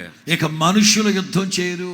இந்த சிலைகள் தான் யுத்தம் பண்ண போகிறது. ఈ విగ్రహాలే వెళ్ళి యుద్ధాలు చేస్తాయి. அதைத்தான் தயார் பண்ணி கொண்டு இருக்கிறார். అవి తయారు చేస్తా ఉన్నారు వాళ్ళు. நம்முடைய నాட்களில் ఇది நடக்க ఆరంభిத்து విட்டாరు. ఈ రోజుల్లో మన రోజుల్లోనే మన ప్రాంతాల్లో కూడా జరగబోతున్నాయి. அதனால ஆண்டவர் சொல்லுகிறார், காலத்தை நிதானியுங்கள். అందుకే ప్రభు చెప్తున్నారు, కాలాన్ని గుర్తుపట్టండి. உலகத்திலே நடந்து கொண்டிருக்கிற காரியத்திலே கவனம் செலுத்துங்கள். లోకంలో జరుగుతున్న పరిస్థితులు సమీక్షించి మీరు గమనించి జాగ్రత్తగా ఉండండి. అంత్యక్రీస్తు வெளிப்படுகிற வேளை வந்து விட்டது. క్రీస్తు విరోధి ప్రత్యక్షమయ్యే రోజులు సమీపిస్తున్నాయి. ஆகவே நீங்கள் ஜாக்கிரதையா இயேசுவை சந்திக்க ஆயத்தப்படுங்கள். అందుచేత మధ్యాకాశంలో ప్రభువుని ఎదుర్కొనడానికి సంసిద్ధులై ఉండాలి. இனி ரொம்ப காலம் செல்லாது. ఇక చాలా కాలం లేదు. அது அவர் வாசற்படியிலே வந்து விட்டார். యేసు క్రీస్తు గుమ్మము దగ్గరే నుంచొని ఉన్నాడు. கவனமாய் ஆயத்தப்பட வேண்டும். చాలా జాగ్రత్తగా సిద్ధపాటుతో ఉండాలి. அதுல இன்னொரு ஆச்சரியமான காரியம், ఇంకొక ఆశ్చర్యకరమైన సంగతి வெளிப்படுத்தின விசேஷம் 13ஆம் அதிகாரம் ప్రకటన గ్రంథం 13వ అధ్యాయం 16, 17, 18 వசనం వాసిத்தார். ప్రకటన గ్రంథం 13వ అధ్యాయం 16, 17, 18 వాక్యాల్లో இந்த அந்தி கிறிஸ்துவுடைய முத்திரையை நம்ம தரித்து கொள்ளணுமா? క్రీస్తు విరోధి యొక్క ముద్ర మనం వేయించుకోవాలట. அது வலது கையிலாவது நெத்தியிலாவது பதித்து கொள்ள வேண்டும். అది కుడి చేతి మీదనైనను తమ నొసటి యందైనను ముద్ర వేయించుకొనున్నట్లు 3 காரியம் சொல்லப்படுகிறது. 3 మాటలు ఉన్నాయి. ஒன்று அந்தி கிறிஸ்துவின் முத்திரை, ఒకటి క్రీస్తు విరోధి ముద్ర, இரண்டாவது அந்தி கிறிஸ்துவுடைய நாமம், அவருடைய பெயர், 2 క్రీస్తు విరోధి యొక్క పేరు, மூன்றாவது அவனுடைய நம்பர் எண், 3 క్రీస్తు విరోధి యొక్క సంఖ్య 666. 666. அது 2 இடத்துல பதிக்க முடியும். అవి 2 చోట్ల వాడతారు. అవి வசனம் சொல்லுகிறது, వాక్యం చెప్తుంది, நெற்றியிலாவது నొసటన வலது கையிலாவது కుడి చేతి మీద అయినా அதுல பதித்து கொள்ள வேண்டும். అందరూ మీరు వాటి రెండింటి మీద వేయించుకోవాలట. அதை பதித்து கொள்ளாத யாரும் வாங்க முடியாது, விற்க முடியாது. ఈ కుడి చేతి మీద నొసటి మీద ఆ ముద్ర వేయించుకోకపోతే వాళ్ళకి ఏమీ ఉండవు. அந்த முத்திரை இருந்தாதான் கடையில போய் ஒரு பொருளை வாங்க முடியும். ఆ ముద్ర ఉంటేనే షాప్కి వెళ్ళి సామాన్లు ఎక్కడికైనా సరే. அந்த முத்திரை இல்லாம விற்கவும் முடியாது, வாங்க முடியாது. ఆ ముద్ర లేకపోతే కొనాలేము, అమ్మాలేము. அப்படின்னா வாழவே முடியாது. అలాగైతే బతకడం కష్టం. அந்த முத்திரை வாங்கி விட்டால், ఆ ముద్ర గనక మనం వేయించుకుంటే பரலோகத்துக்கு வர முடியாது. పరలోకానికి వెళ్ళటానికి அந்த முத்திரை வாங்குகிறவர்கள் நரகத்தின் அக்கினியிலே பங்கடைவார்கள் என்று ఎవరైతే வேதம் ఆ சொல்லுகிறது. క్రీస్తు విరోధి ముద్ర వేయించుకుంటారో వాళ్ళు నరకాగ్నికి లోనవుతారు. முத்திரை வாங்கினா நரகம், ముద్ర వేయించుకుంటే నరకం. முத்திரை வாங்காவிட்டால் வாழ முடியாது. ముద్ర వేయించుకోకపోతే బ్రతకడం కష్టం. ஏதோ அந்தி கிறிஸ்துவின் காலம். ఇది క్రీస్తు విరోధి కాలం. நெத்தியிலும் கையிலும் தான் முத்திரை பதிக்கப்படும் சொல்லப்பட்டிருக்குது இல்ல. నొసటన కుడి చేతి మీద ముద్ర వేయించుకోవాలని రాయబడింది కదా. కోవిడ్-19 కరోనా வந்தபோது, ఆ కరోనా జబ్బు వచ్చినప్పుడు கொஞ்சம் ரிலீவ் பண்ணபோது, కొంచెం పర్లేదు ప్రజలు తేరుకుంటున్నారు అనుకున్నప్పుడు, அப்ப நீங்க ஆஸ்பத்திரிக்கு போனாலோ, అప్పుడు మనం ఆసుపత్రికి వెళ్తే, ஒரு ஷாப்பிங் மாலுக்கு போனாலோ, షాపింగ్కి వెళితే, பஸ்ல ஏறினாலோ, బస్ ఎక్కితే, அல்லது ட்ரெயினுக்கு போனாலோ, ట్రైన్కి వెళితే நீங்க போன உடனே வரிசை கியூவில் நிக்கணும். వరుసగా క్యూలో నుంచోవాలి. திரும்பி யோசித்து பாருங்க, ఒక్కసారి వెనక్కి తిరిగి ఆలోచించండి. அங்க யாராவது துப்பாக்கி மாதிரி ஒண்ணு வச்சுக்கிட்டு நின்னாங்க. ఆ రోజుల్లో కరోనా కొంచెం రిలీఫ్ అయ్యే రోజుల్లో మనం ఎక్కడికైనా బస్ స్టాండ్, రైల్వే స్టేషన్, షాపింగ్కి వెళ్ళినప్పుడు వరుసగా నిల్చోవాలి. ఆ గుమ్మం దగ్గర ఒకటి చిన్న తుపాకీ లాంటిది ఒకటి పట్టుకో ఉండేవాడు. ஞாபகம் இருக்குதா? గుర్తుందా? மறந்து போச்சா? మర్చిపోయారా? మరలా జ్ఞాపకాలు ఎందుకంటారు? அதை காமிச்ச உடனே நீங்க எதை காமிச்சீங்க? ఆవిడ అది చూపెట్టిన వెంటనే ఏం చూపెట్టారు? நம்முடைய நெத்தியை காமிச்சாங்க. మనం నొసను చూపెట్టాలి, அல்லது கையை காமிக்க சொன்னாங்க. లేదా చేయి చూపెట్టమన్నారు. அந்த கொரோனா காய்ச்சல் இருக்கான்னு செக் பண்ணுவதற்கு, కరోనాకి సంబంధించింది ఉందా లేదా చూడడానికి స్టాంపు. ஆமா, நெத்தி அல்லது கையில தான் பார்த்தாங்க. ఈ నొసటన ఈ చేతుకున్న స్టాంపులే చూశారు. అప్పుడు ஞாபகம் இருக்குதா இல்லையா? మీకు గుర్తుందా లేదా? పట్టుకున్న వెంటనే స్టాంపులు వేసారా లేదా? వాళ్ళు కరోనా ఒకడికి ఉందంటే వాడికి ఆ స్టాంప్ వేసేసి వాడిని తరుముకొని రోడ్ల మీద, అవునా కాదా? அந்தி கிறிஸ்து வரும் பொழுது நெத்தியிலாவது கையிலாவது முத்திரையை பதித்து விடுவான். ఖచ్చితంగా క్రీస్తు విరోధి పాలనలో ప్రతి ఒక్కరికి నొసటన కుడి, అదిగో அதற்கு தான் இன்றைக்கு உலகத்தை அவன் மக்களுடைய மனதை ஆயத்தப்படுத்தி கொண்டிருக்கிறான். అందుకే సాతానుగాడు ముందస్తుగా ప్రజల యొక్క మానసిక స్థితిని సెట్ చేసుకుంటున్నాడు. அந்த முத்திரை என்பது, ఆ ముద్ర అనేది ஒரு சின்ன சிப், ఒక చిన్న చిప్ లాంటిది. అమెరికాவில் இப்போ అరిసిயை విட చిన్న చిప్ కண்டுபிடிச்சிட்டாங்க. ఇప్పుడు అమెరికాలో బియ్యపు గింజ కంటే పరిమాణంలో తక్కువైన చిప్పు కనిపెట్టేసి, అరిసిயை విட చిన్నది, బియ్యపు గింజ కంటే చిన్నది. அதுக்குள்ள 20 லட்சம் இன்ஃபர்மேஷனை ஸ்டோர் பண்ண முடியுமா? ఆ బియ్యపు గింజ కంటే చిన్న చిప్పులో 20 లక్షల సమాచారాలు ఫిట్ చేసి పెట్టొచ్చట. உங்களுடைய பெயர், அட்ரஸ், ஃபேமிலி, உங்க வேலை, உங்களுடைய வயசு, நீங்க எவ்வளவு சம்பளம் வாங்குறீங்க, பேங்க் அக்கౌంట్ என்ன, டிரைவிంగ్ లైసెన్స్, మొత్తం బ్యాంక్ అకౌంట్లు, మీ పుట్టు పూర్వోత్తరాలు, ఎవ్రీథింగ్ 20 లక్షల. అదుగదుగో அதை உங்களுடைய நெத்தியில பதிச்சிடலாம். అది రాబోయే రోజులు గుచ్చేస్తారు నెత్తిలో. జాగ్రత్తగా ఉండండి, ఎవరు పడితే వాళ్ళకి నొసడు చూపెట్టమాకండి. அதை உங்களுடைய நெத்தியிலாவது கையிலாவது பதிச்சிடலாமா? ఎక్కడో బిగించేస్తారు, ఇక్కడ కానీ. அதுக்கு ஆபரேஷன் எல்லாம் பண்ண தேவையில்லை. దానికి ఆపరేషన్కి ఏమొద్దు. ஒரு சின்ன ஷூட் பண்ணா உள்ள போயிடும். జస్ట్ పట్టుకు టుప్ అంటారు అంతే, உள்ள இருக்கிறதே தெரியாது. అసలు అదిగో పర్ఫెక్ట్. బియ్యపు గింజ ఎంత ఉంది, అది ఎంత ఉందో చూడండి. அரிசியை விட சின்னது, బియ్యపు గింజ కంటే తక్కువ. இதை கண்டுபிடிச்சிட்டாங்க. இப்போ ఆల్రెడీ కనిపెట్టేసిందే అది అమెరికాలో. అంత్యక్రిస్తువుடைய வருகைக்கு எல்லாமே ஆயத்தப்படுத்தப்பட்டு இருக்கு. క్రీస్తు విరోధి ప్రత్యక్షతకి అన్ని సమకూడుతా ఉన్నాయి. రహస్య வருகை முடிந்த உடனே, రహస్య రాకడ ముగించిన వెంటనే అంత్యక్రిస్తు ముళ్ళు ఉలగத்தை తన కట్టుబాటు క్షణాల్లో ఈ ప్రపంచాన్ని వాడి గుప్పిట్లోకి తెచ్చేసుకుంటాడు. ముత్తரை వచ్చేதான் వ్యాపారమే நடக்குமா? ఆ ముద్ర ఉంటేనే వ్యాపారం చెయ్యాలి నువ్వు. ముత్తరైనా என்னது? సీల్. అదే ఆ ముద్ర అంటే సీల్. இப்பவே அது வந்துட்டு பாருங்க. సారీ, இப்பவே வந்து விட்டது. ఇప్పుడు వచ్చేసింది ఆల్రెడీ. ஒரு காலத்தில் நீங்கள் பணத்தை கொண்டு போய் கடையில் வியாபாரம் செய்தீங்க, வாங்கினீங்க. మీరు ఏదైనా ఒక కొట్టుకెళ్ళి వ్యాపారం చేసి డబ్బులు ఇచ్చారనుకోండి, அப்புறம் கிரெடிட் கார்டு, டெபிட் கார்டு கொண்டு போனீங்க. ఇప్పట్లో క్రెడిట్ కార్డు, డెబిట్ కార్డులు తీసుకెళ్తున్నాం. இப்போ என்ன கொண்டு போறீங்க? ఇప్పుడేం తీసుకెళ్తున్నారు? Cell phone. நீங்கள் ஜாமான் வாங்கின உடனே, సామాన్లు కొన్న వెంటనే கடையில் ஒரு முத்திரை வைப்பான். షాపులో ఒక Mudra పెట్టుంటారు, QR code. QR code தான் அந்த முத்திரை. క్యూఆర్ కోడే ముద్ర. நீங்கள் அதில் ஜிபே பண்ணலாம், கூகுள் பே பண்ணலாம், கிளிக் பண்ணால் உங்கள் பணம் அங்கே போயிடும். అది ఒకప్పుడు క్రెడిట్ కార్డు, డెబిట్ కార్డు. ఇప్పుడు ఏం లేవు. జస్ట్ అక్కడికి వెళ్ళి దానికి మీ మొహం వాళ్ళ మొహం చూపెట్టేస్తే అయిపోయినట్టేక.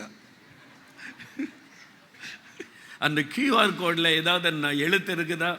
ఆ క్యూఆర్ కోడ్లో ఏమన్నా రాసి ఉంటుందా? ఏ భాష అయినా ఉందా? ஏதாவது நம்பர் இருக்குதா? ఏమన్నా నంబర్ ఉంటుందా? ఏముండదు. ஒன்றும் இல்லை, ஒரு సీల్. జస్ట్ చుక్కలు ఉంటుంది. బైబిల్ வெளிப்படுத்தின விசேஷம் 13వ అధికారం కణ్ మున్నాల్ నెరవేరి కొండ. ప్రకటన గ్రంథం 13లో వ్రాయబడిన మాటలు మన కండ్ల ముందే మన రోజుల్లోనే నెరవేరుతా ఉన్నాయి. అంత్యక్రిస్తు வெளிப்பாடு நெருங்கி விட்டது. క్రీస్తు విరోధి ప్రత్యక్షత రాకడ చాలా చాలా సమీపంగా ఉంది. అంత్యక్రిస్తు வெளிப்பட்ட உடனே சொல்வா, ఇన్ని సెల్ ఫోన్ కూడా தேவையில்லை. క్రీస్తు విరోధి రాగానే ఇక సెల్ ఫోన్లు కూడా అక్కర్లేదు. இந்த முத்திரையை நெத்தில பதித்துக் கொள்ளுங்க. ఈ ముద్రుంటే చాలు. நீங்க கடைக்கு கையை வீசி கொண்டு போகலாம். మీరు చేతులు ఊపుకుంటూ కొట్టుకెళ్ళిపోవచ్చు. కార్డుం தேவையில்லை, కార్డులు అక్కర్లేదు. పాస్పోర్ట్ தேவையில்லை, పాస్పోర్ట్లు అక్కర్లేదు. పణము தேவையில்லை, డబ్బు అక్కర్లేదు. நெத்தில இருக்க சிப்பு போதும். ఆ నొసట నా చిప్ ఉంటే చాలు. அதுக்குன்னு மிஷின் வச்சிருவாங்க. దానికోసం ఇప్పుడు మెషిన్లు తయారు చేసి పెట్టేసి, அவ்வளவுதான். గంతే. நம்ம காலத்துல வந்து விட்டது. ఇక మన రోజుల్లోనే ఇవన్నీ వచ్చేసాయి. ఇది ఎதை కాண்பிக்கிறது? ఇది దేనికి సూచనగా కనబడుతుంది? ఆండవుడి வருகை மிக மிக மிக மிக மிக సమీపం. యేసు క్రీస్తు రాకడ అతి అతి అతి త్వరగా రాబోతా ఉంది.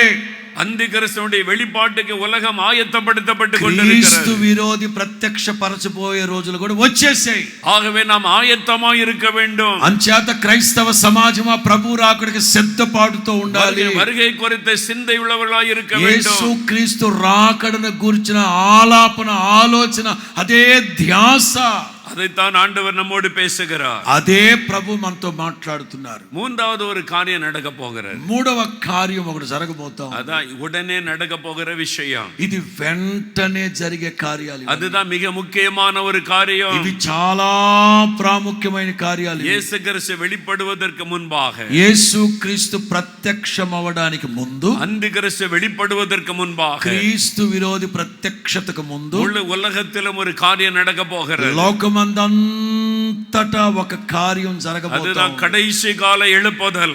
అది అంత్యకాల ఉజ్జీవం.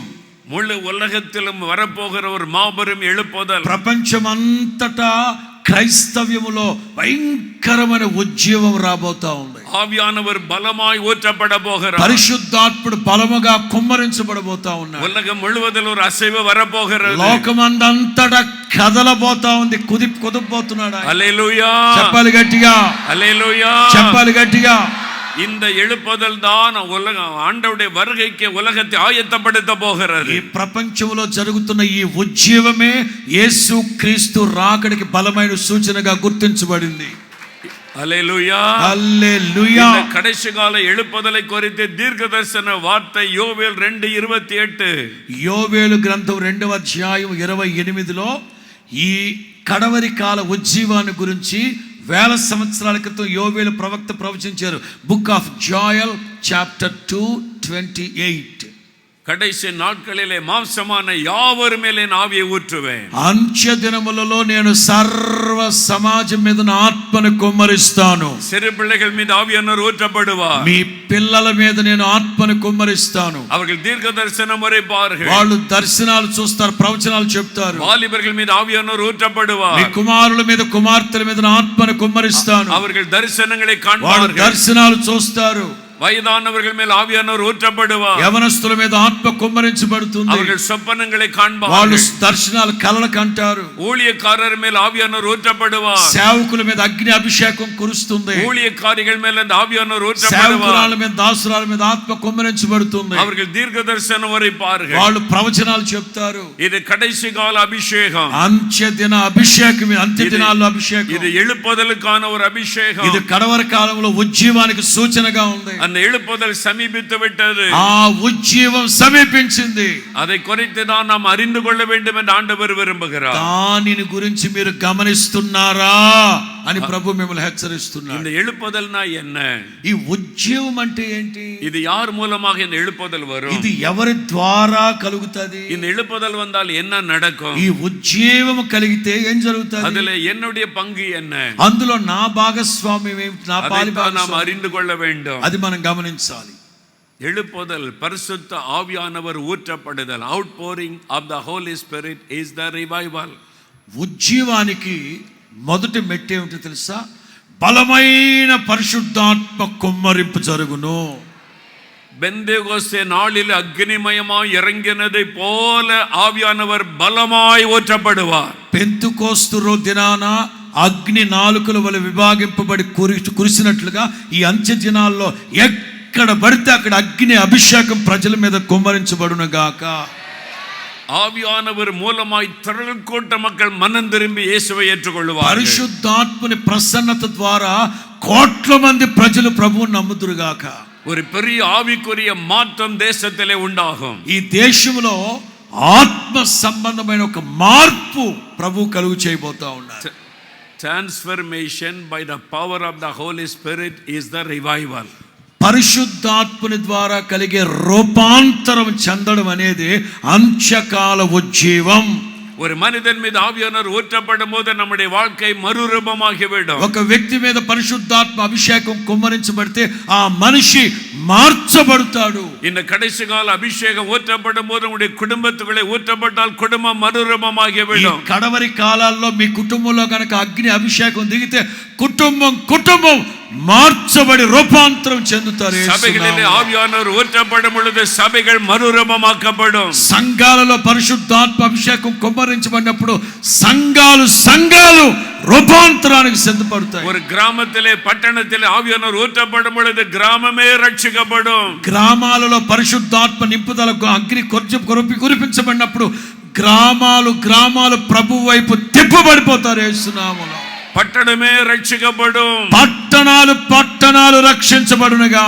கூட்டமாய் ஜனங்கள் மனம் திரும்புவார்கள். జనులు గుంపులుగా మనస్సు మార్చబడుదురుగాక. దేశం ముழுவதிலே பெரிய மாற்றம் உண்டாகும். దేశమంతా మార్పు చూడబోతా ఉన్నాం. அந்த எழுப்புதல் வரப்போகிறது. ఆ ఉజ్జీవం రాబోతా ఉంది. ஆவியானவர் ஊற்றப்பட போகிறார். పరిశుద్ధాత్ముడు కుమ్మరించబడబోతా ఉన్నాడు. அதற்கான அடையாளங்கள் தோன்ற ஆரம்பித்து விட்டது. అందుకు సంబంధించిన సూచనలు జరుగుతా ఉన్నాయి. కాలకాలంகளிலே நிறைய எழுப்புதல்கள் பல தேசத்திலே நடந்திருக்கிறது. కాలాలలో ఇలాంటి ఉజ్జీవాలు జరిగాయి. 1904-5 வருஷத்துல 1904-5 సంవత్సరాల్లో వేల్స్ దేశத்துல ஒரு எழுப்புதல் வந்தாரு. వేల్స్ అనే దేశంలో గొప్ప ఉద్యమం కలిగింది. అది ఇంగ్లాండ్కి అరిగిల్ இருக்கிற ஒரு చిన్న నాడు.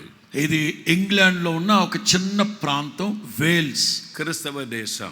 క్రైస్తవ దేశం. జనంగెல்லாம் పిన్వాంగి పోయిட்டாங்க. అందరూ ఆధ్యాత్మిక జీవితంలో వెనకబడిన బ్రతుకుతున్నారు. మధుపాన కడకై, తాగుడు, డ్రగ్స్ కి అలవాటు అయిపోయారు. నడన క్లబ్கள், భయంకరమైన క్లబ్బులు, డాన్సులు, వ్యభిచారానికి అలవాటు పడ్డారు. జనంగల్ చర్చికి வருவதில்லை. క్రైస్తవ దేశమే గాని చర్చికి రావట్లేదు. వెరితే వ్యభిచారத்தில் ஈடுபட்டார். భయంకరమైన వ్యభిచారపు ఆత్మక్రియ జరుగుతా ఉంది. ஒரு வாலிபன் ஈவான் ராபர்ட்ஸ் భారతోடு எழுப்புதலுக்காய் ஜெபித்தான்.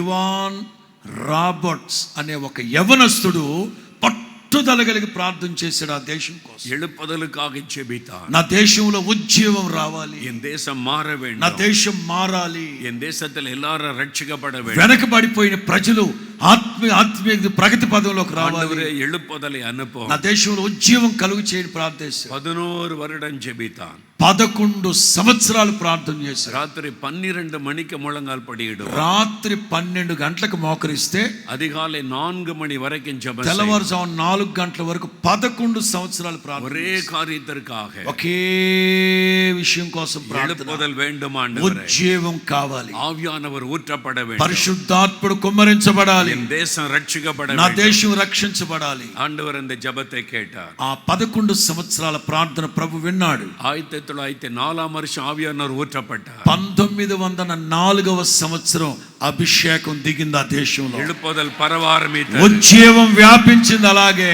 எங்கும் ஆவியானவர் ஊற்றப்பட்டு கொண்டே வந்தார். ఎక్కడ అభిషేకం కురిసిందో ஜனங்கள் மனம் திரும்பினார்கள். ప్రజలు మారు మనసు పొందారు. మధుపాన బాటిల్ రోడ్ల போட்டு உடைத்தார்கள். మందు సీసాలు తీసుకొచ్చి రోడ్ల మీద పగలగొట్టేశారు. எல்லாரும் வேத పుస్తకத்தை வாங்கினாங்க. అందరూ దేవుని పరిశుద్ధ గ్రంథాలు చేతపట్టారు. సభయెல்லாம் నిరంబ ఆరంభిத்து విட்டாరు. సంఘాలు, మందిరాలు కిక్కిరిసిపోయాయి. మధుపాన కడగలు మూడపట్టது. బ్రాందీ షాపులు అవన్నీ మూతవేయబడ్డాయి. நடன கிளப்புகள் மூடப்பட்டது. డాన్స్ క్లబ్లన్నీ మూతవేయబడ్డాయి. எல்லாரும் ஒரு ఆవికుரிய மாற்றம். అంత ఆత్మ సంబంధమైన ఒక మార్పు వచ్చింది. 2 வருஷத்துக்குள்ள தேசமே மாறிவிட்டது. 2 సంవత్సరాల్లో దేశమంతా మారిపోయింది. அது அந்த தேசத்தில் வந்த எழுப்புதல். అట్లా దేశంలో అట్లాంటి దేశాల్లో మార్పు కలిగింది. 1906வது வருஷம் 1906వ సంవత్సరం అమెరికాలో ஒரு எழுப்புதல் வந்தது. అమెరికాలో ఒక ఉద్యమం కలిగింది. அங்கே கலிபோர்னியா மாகாணத்துல, కాలిఫోర్నియా రాష్ట్రంలో, లాస్ ఏంజలస్ పట్టణத்துல, లాస్ ఏంజలస్ దగ్గర అజూసా தெருவில் அந்த எழுப்புதல் வந்தது. అజూసా స్ట్రీట్ అని ఉంటది. మేము కూడా వెళ్ళాము అక్కడికి. లాస్ ఏంజలస్ పట్టణంలో అజూసా స్ట్రీట్ అని ఒకటి ఉంటది. 1906వ సంవత్సరం ఒక వీధిలో ఉద్యమం వచ్చేసింది. విలియం సీమోర్ என்ற ஒரு தேவ மனிதர், విలియం సీమోర్ అనే ఒక దైవజనుడు, அவருக்குள்ள எழுப்புதலை குறித்த అతను కూడా ఉద్యమం కొరకు దాహం కలిగి ప్రార్థించాడు. అమెరికాలో ஒரு எழுப்புதல் வேண்டும், అమెరికాలో ఒక ఉద్యమం కావాలని ప్రార్థించాడు. எல்லாம் சர்ச் இருக்கிறது, సంఘం ఉంది, கிறிஸ்தவங்க இருக்கிறாங்க, క్రైస్తవులు ఉన్నారు. పేరుకి చర్చికి పోవాங்க, పేరుకి ప్రార్థనకి వెళ్తారు. அங்கே ஆவியானவருக்கு இடம் இல்லை, అక్కడ పరిశుద్ధాత్ముడికి చోటు లేదు, அங்கே பரிசுத்தம் இல்லை, అతని పరిశుద్ధత లేదు, வெறும் பக்தி தான் இருந்தது, కేవలం భక్తి పైవేషం. அதனால அவருக்குள்ள ஒரு பெரிய பாரம். అందుకని ఆ దైవజనుడికి భారం ఎక్కువ. ஆவியானவர் ஊற்றப்பட வேண்டும், పరిశుద్ధాత్ముడు కుమ్మరించబడాలి, எழுப்புதல் வர வேண்டும், ఉద్యమం రావాలి. அவர் எந்த చర్చికుள்ள கூட மாட்டேன்ட்டாங்க. ఏ చర్చిలోకి ఆయన రానివ్వలా. ஆவியானவரை பற்றி பேசணும், అయ్యా పరిశుద్ధాత్ముడి గురించి మీ చర్చిలో మాట్లాడతాను, నన్ను రప్పించండి రా అంటే చర్చిలోకి అడుగు పెట్టనివ్వలా. எங்கே விடவில்லை. ఉద్యమం గురించి మాట్లాడతాను చర్చిలో అంటే రానివ్వల. చర్చిలో ஆவியானவர் சொன்னார், పరిశుద్ధాత్ముడు చెప్పారు, தெருவில் நின்று பேசினார். ఈ వీధిలో నిలబడి చెప్పు. அப்பதான் தெருவில் நின்று பேசினார். అజూహా స్ట్రీట్ అని ఉంటుంది, అజూసా స్ట్రీట్ అని.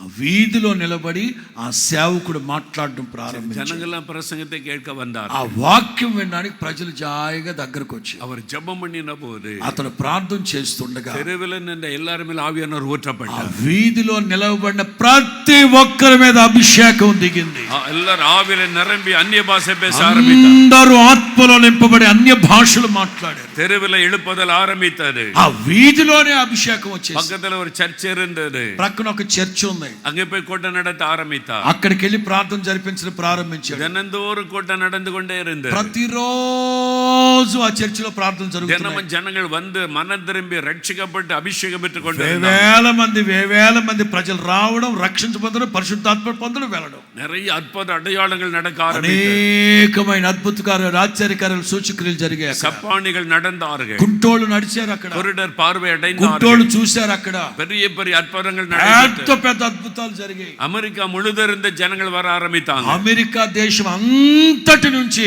ప్రజలు వచ్చారు అక్కడ. ఉలగమెల్లం పరవ ఆరంభితది. ఆ ఉజ్జీవం ప్రపంచమంతా వ్యాపించింది. అదా పెంటెకాస్టల్ రివైవల్. అదే பென்டிகாஸ்டல் பெந்தெகோஸ்து உஜ்ஜீவம். அதிலிருந்து தான் இன்னைக்கு உலகம் முழுதும் இருக்கிற அத்தனை பெந்தெகோஸ்து சபைகளும் உருவானது. ఆ 1906వ సంవత్సరం నుంచే ప్రపంచం అంతటా పెంతెకోస్తు సంఘాలు స్థాపించబడ్డాయి. హల్లెలూయా, హల్లెలూయా.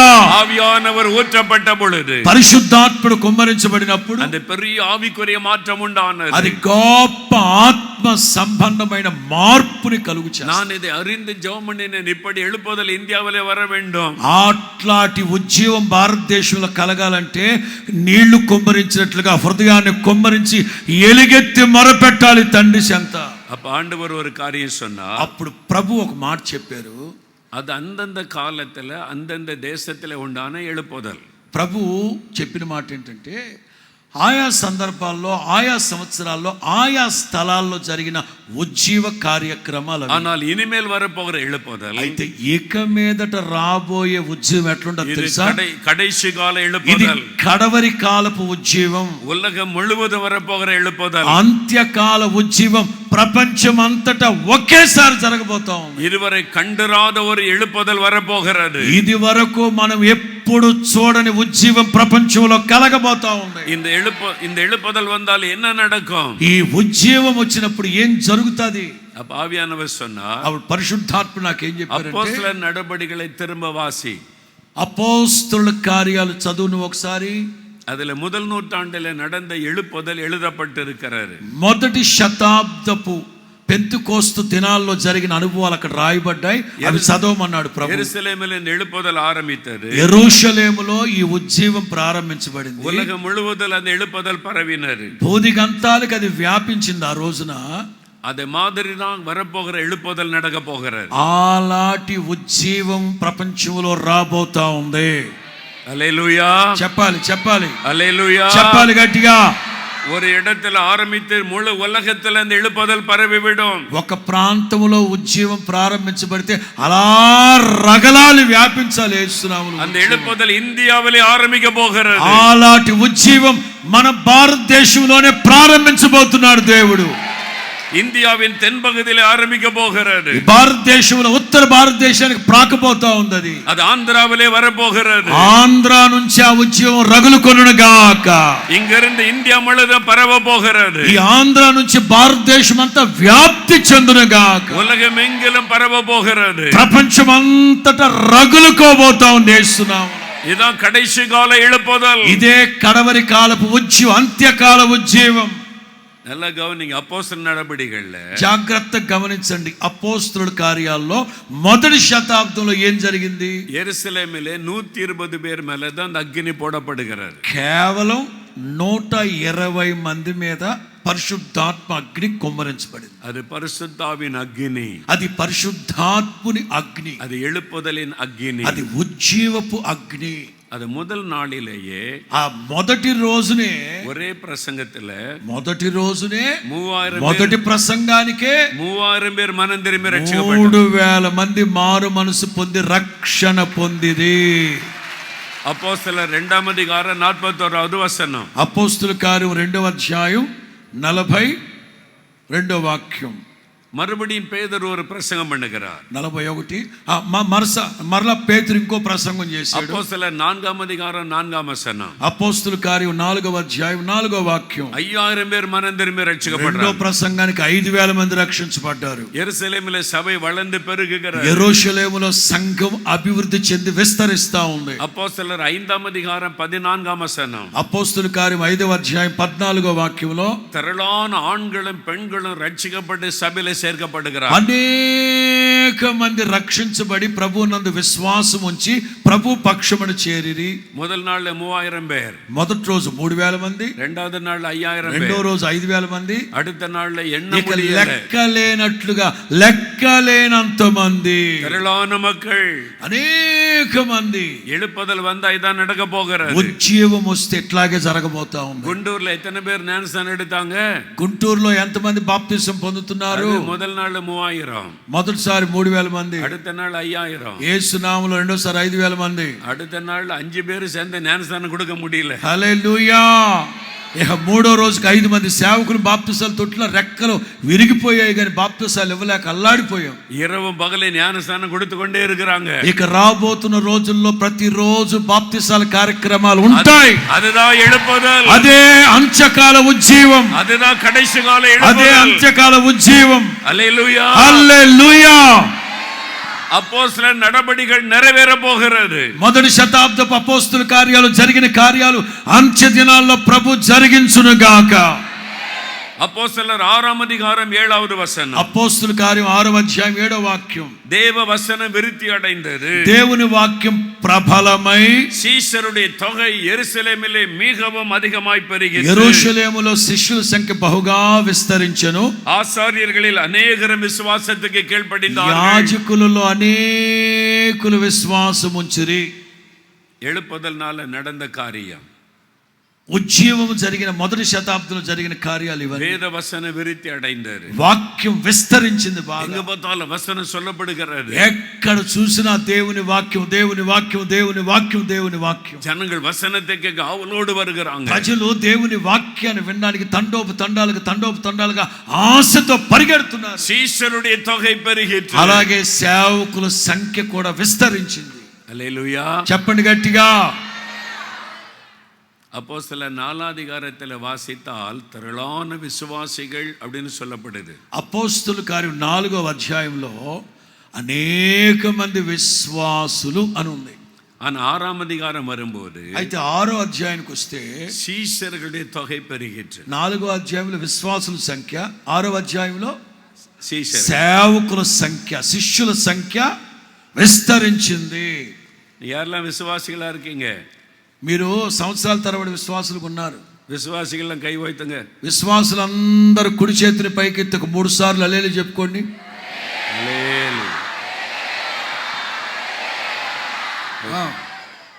சீஷர்கள் எல்லாம் கை வைத்துங்க.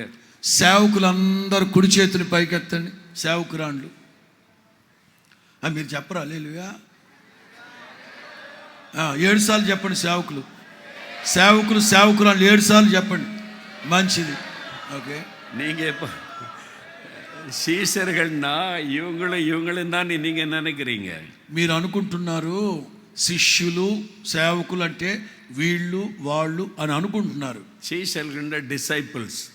శిష్యులు అంటే యేసుவை பின்பற்றுகிறவர், యేసు క్రీస్తుని అనుసరిస్తున్న వాళ్ళు. ஒரு வசனம் வாசித்தா உங்களுக்கு விளங்கும். ఒక వాక్యాన్ని గనక మీకు చూపెడితే మీకు వివరణ అర్థమవుతుంది. அப்போஸ்தலர் நடபடிகள், అపోస్తుల కార్యాలు 11వ అధికారం 11వ అధ్యాయం 26వ వచనం 26వ వాక్యం. అపోస్తుల కార్యం 11:26. முதல் அந்தியோகியாவிலே சீஷர்களுக்கு கிறிஸ்தவர்கள் என்கிற பெயர் வழங்கிற்று. మొట్టమొదట అంతియోకయలో శిష్యులు క్రైస్తవులు అనబడిరి. மனம் திரும்பி ரட்சிக்கப்பட்டு ஞானஸ்தானம் எடுத்த எல்லாரும் சீஷர்கள். మారు మనసు పొంది రక్షించబడి బాప్తిసం పొందిన ప్రతి ఒక్కరూ శిష్యులు, శిష్యురాండ్లే. అలాగైతే మీరందరూ ఎవరు ఇప్పుడు?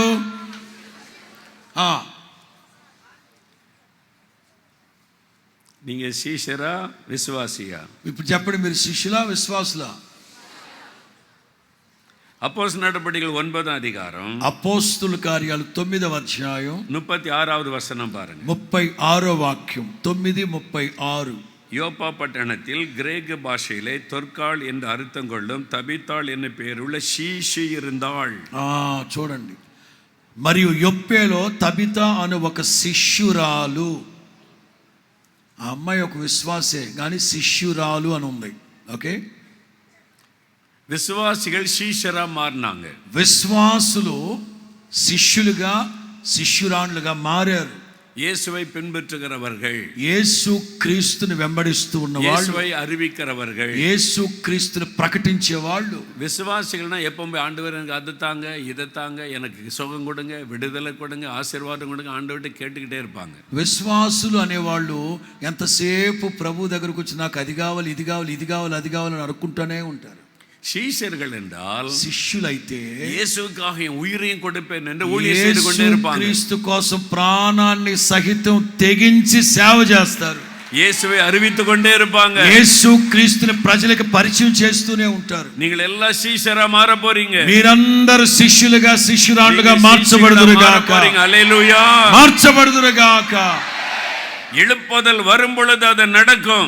ఉజ్జీవం వచ్చినప్పుడు అది జరుగుతాది. యెరూషలేములో శిష్యుల தொகை పెరిగిట్టు. యెరూషలేములో శిష్యుల యొక్క సంఖ్య విస్తరించినట్లుగా గుంటూరులో శిష్యుల தொகை పెరిగివిடும். యేసు నామములో గుంటూరులో శిష్యుల సంఖ్య, శిష్యురాల సంఖ్య విస్తరించునుగాక.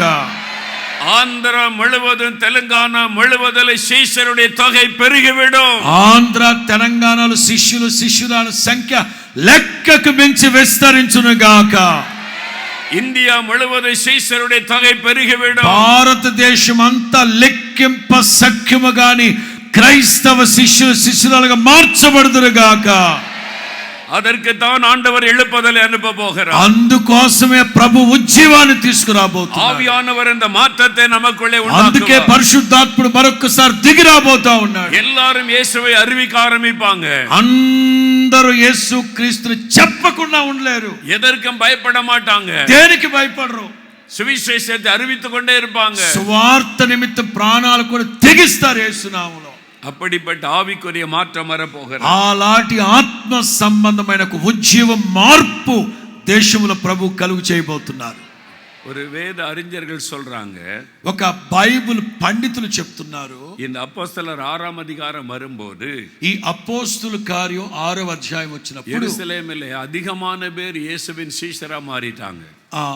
ఈ 6వ అధ్యాయం వచ్చినప్పుడు యెరూషలేములో అనేకులు యేసు క్రీస్తుకి శిష్యులుగా మారిపోయారట. பாதிக்கும் அதிகமான பேர் சீஷரா மாறிட்டாங்க. యెరూషలేములో సగం జనాభా కంటే ఎక్కువ క్రైస్తవులుగా ప్రభు శిష్యులుగా మారిపోయారట. எல்லாரும் இயேசு அறிவிக்க ஆரம்பிச்சிட்டாங்க. అందరూ యేసు క్రీస్తుని బోధించడం ప్రారంభించారు. யூத మత தலைவர்கள் சொல்றாங்க, உங்களுடைய போதகத்தினாலே இயேசு நீ పోదகத்தினாலே యెరూషలేமை నింపి విట్టీர்கள். యోధ మత పెద్దలు అంటారు, యేసు క్రీస్తు బోధ చేత ఈ పట్టణాన్ని మీరు బోధతో నింపేశారు కదంటారా అన్నారు. அதுதான் நடக்க போகிறது. అదే జరగబోతా ఉంది.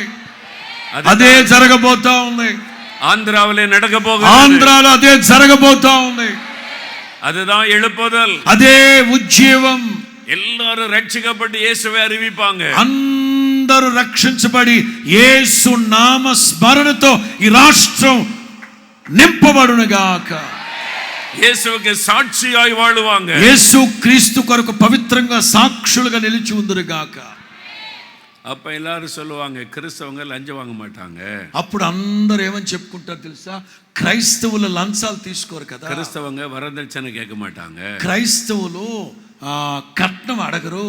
கிறிஸ்தவங்க வீட்டுல மாமியார் மருமகள் சண்டை வராது. క్రైస్తవ కుటుంబాల్లో అత్త కోడళ్ళ పోట్లాట్లు జగడాలు ఉండవు. அவங்க எல்லாம் அன்பா இருப்பாங்க.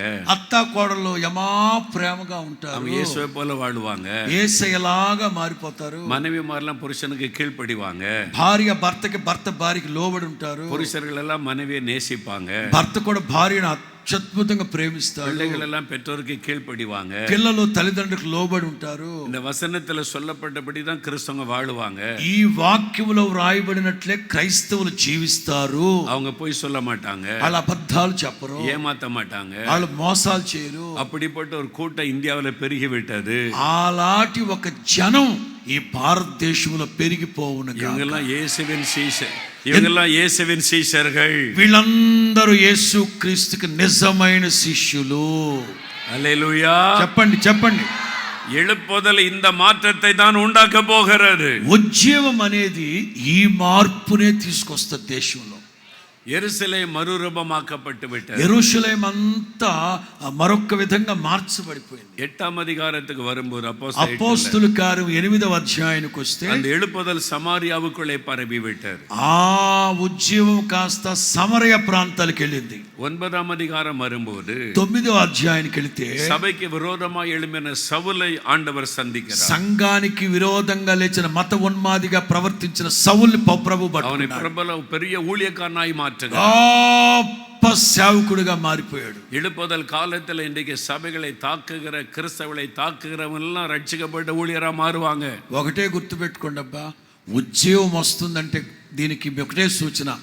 క్రైస్తవ్యానికి విరోధంగా లేచిన మత ఉన్మాదులందరూ బైబిల్ చేతబట్టి యేసు క్రీస్తే దేవుడని చెప్పే రోజులు రాబోతున్నాయి.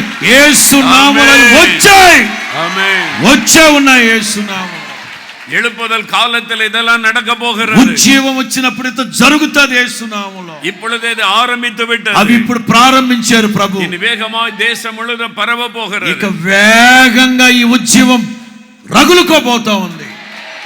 అపోస్తలర్ 10వ అధికారத்துக்கு வரும்போது అలా చదువుకుంటూ అపోస్తలుల కార్యం 19కి వెళ్తే రోమ అధికారి కొర్నేలి వీట్ల ఆవియానవర్ ఊచబడుகிறார். 10వ అధ్యాయానికి వెళ్తే కొర్నేలి ఇంట, అన్యజనుడైన కొర్నేలి ఇంట పరిశుద్ధాత్ముడు కుమ్మరించబడ్డాడు. அரசாங்க அதிகாரிகள் எல்லாம் అన్య భాష பேசுவாங்க. యేసు నామముల ప్రభుత్వ అధికారులందరూ అన్య భాషలతో నింపబడి ఆత్మ పొందుదురుగాక.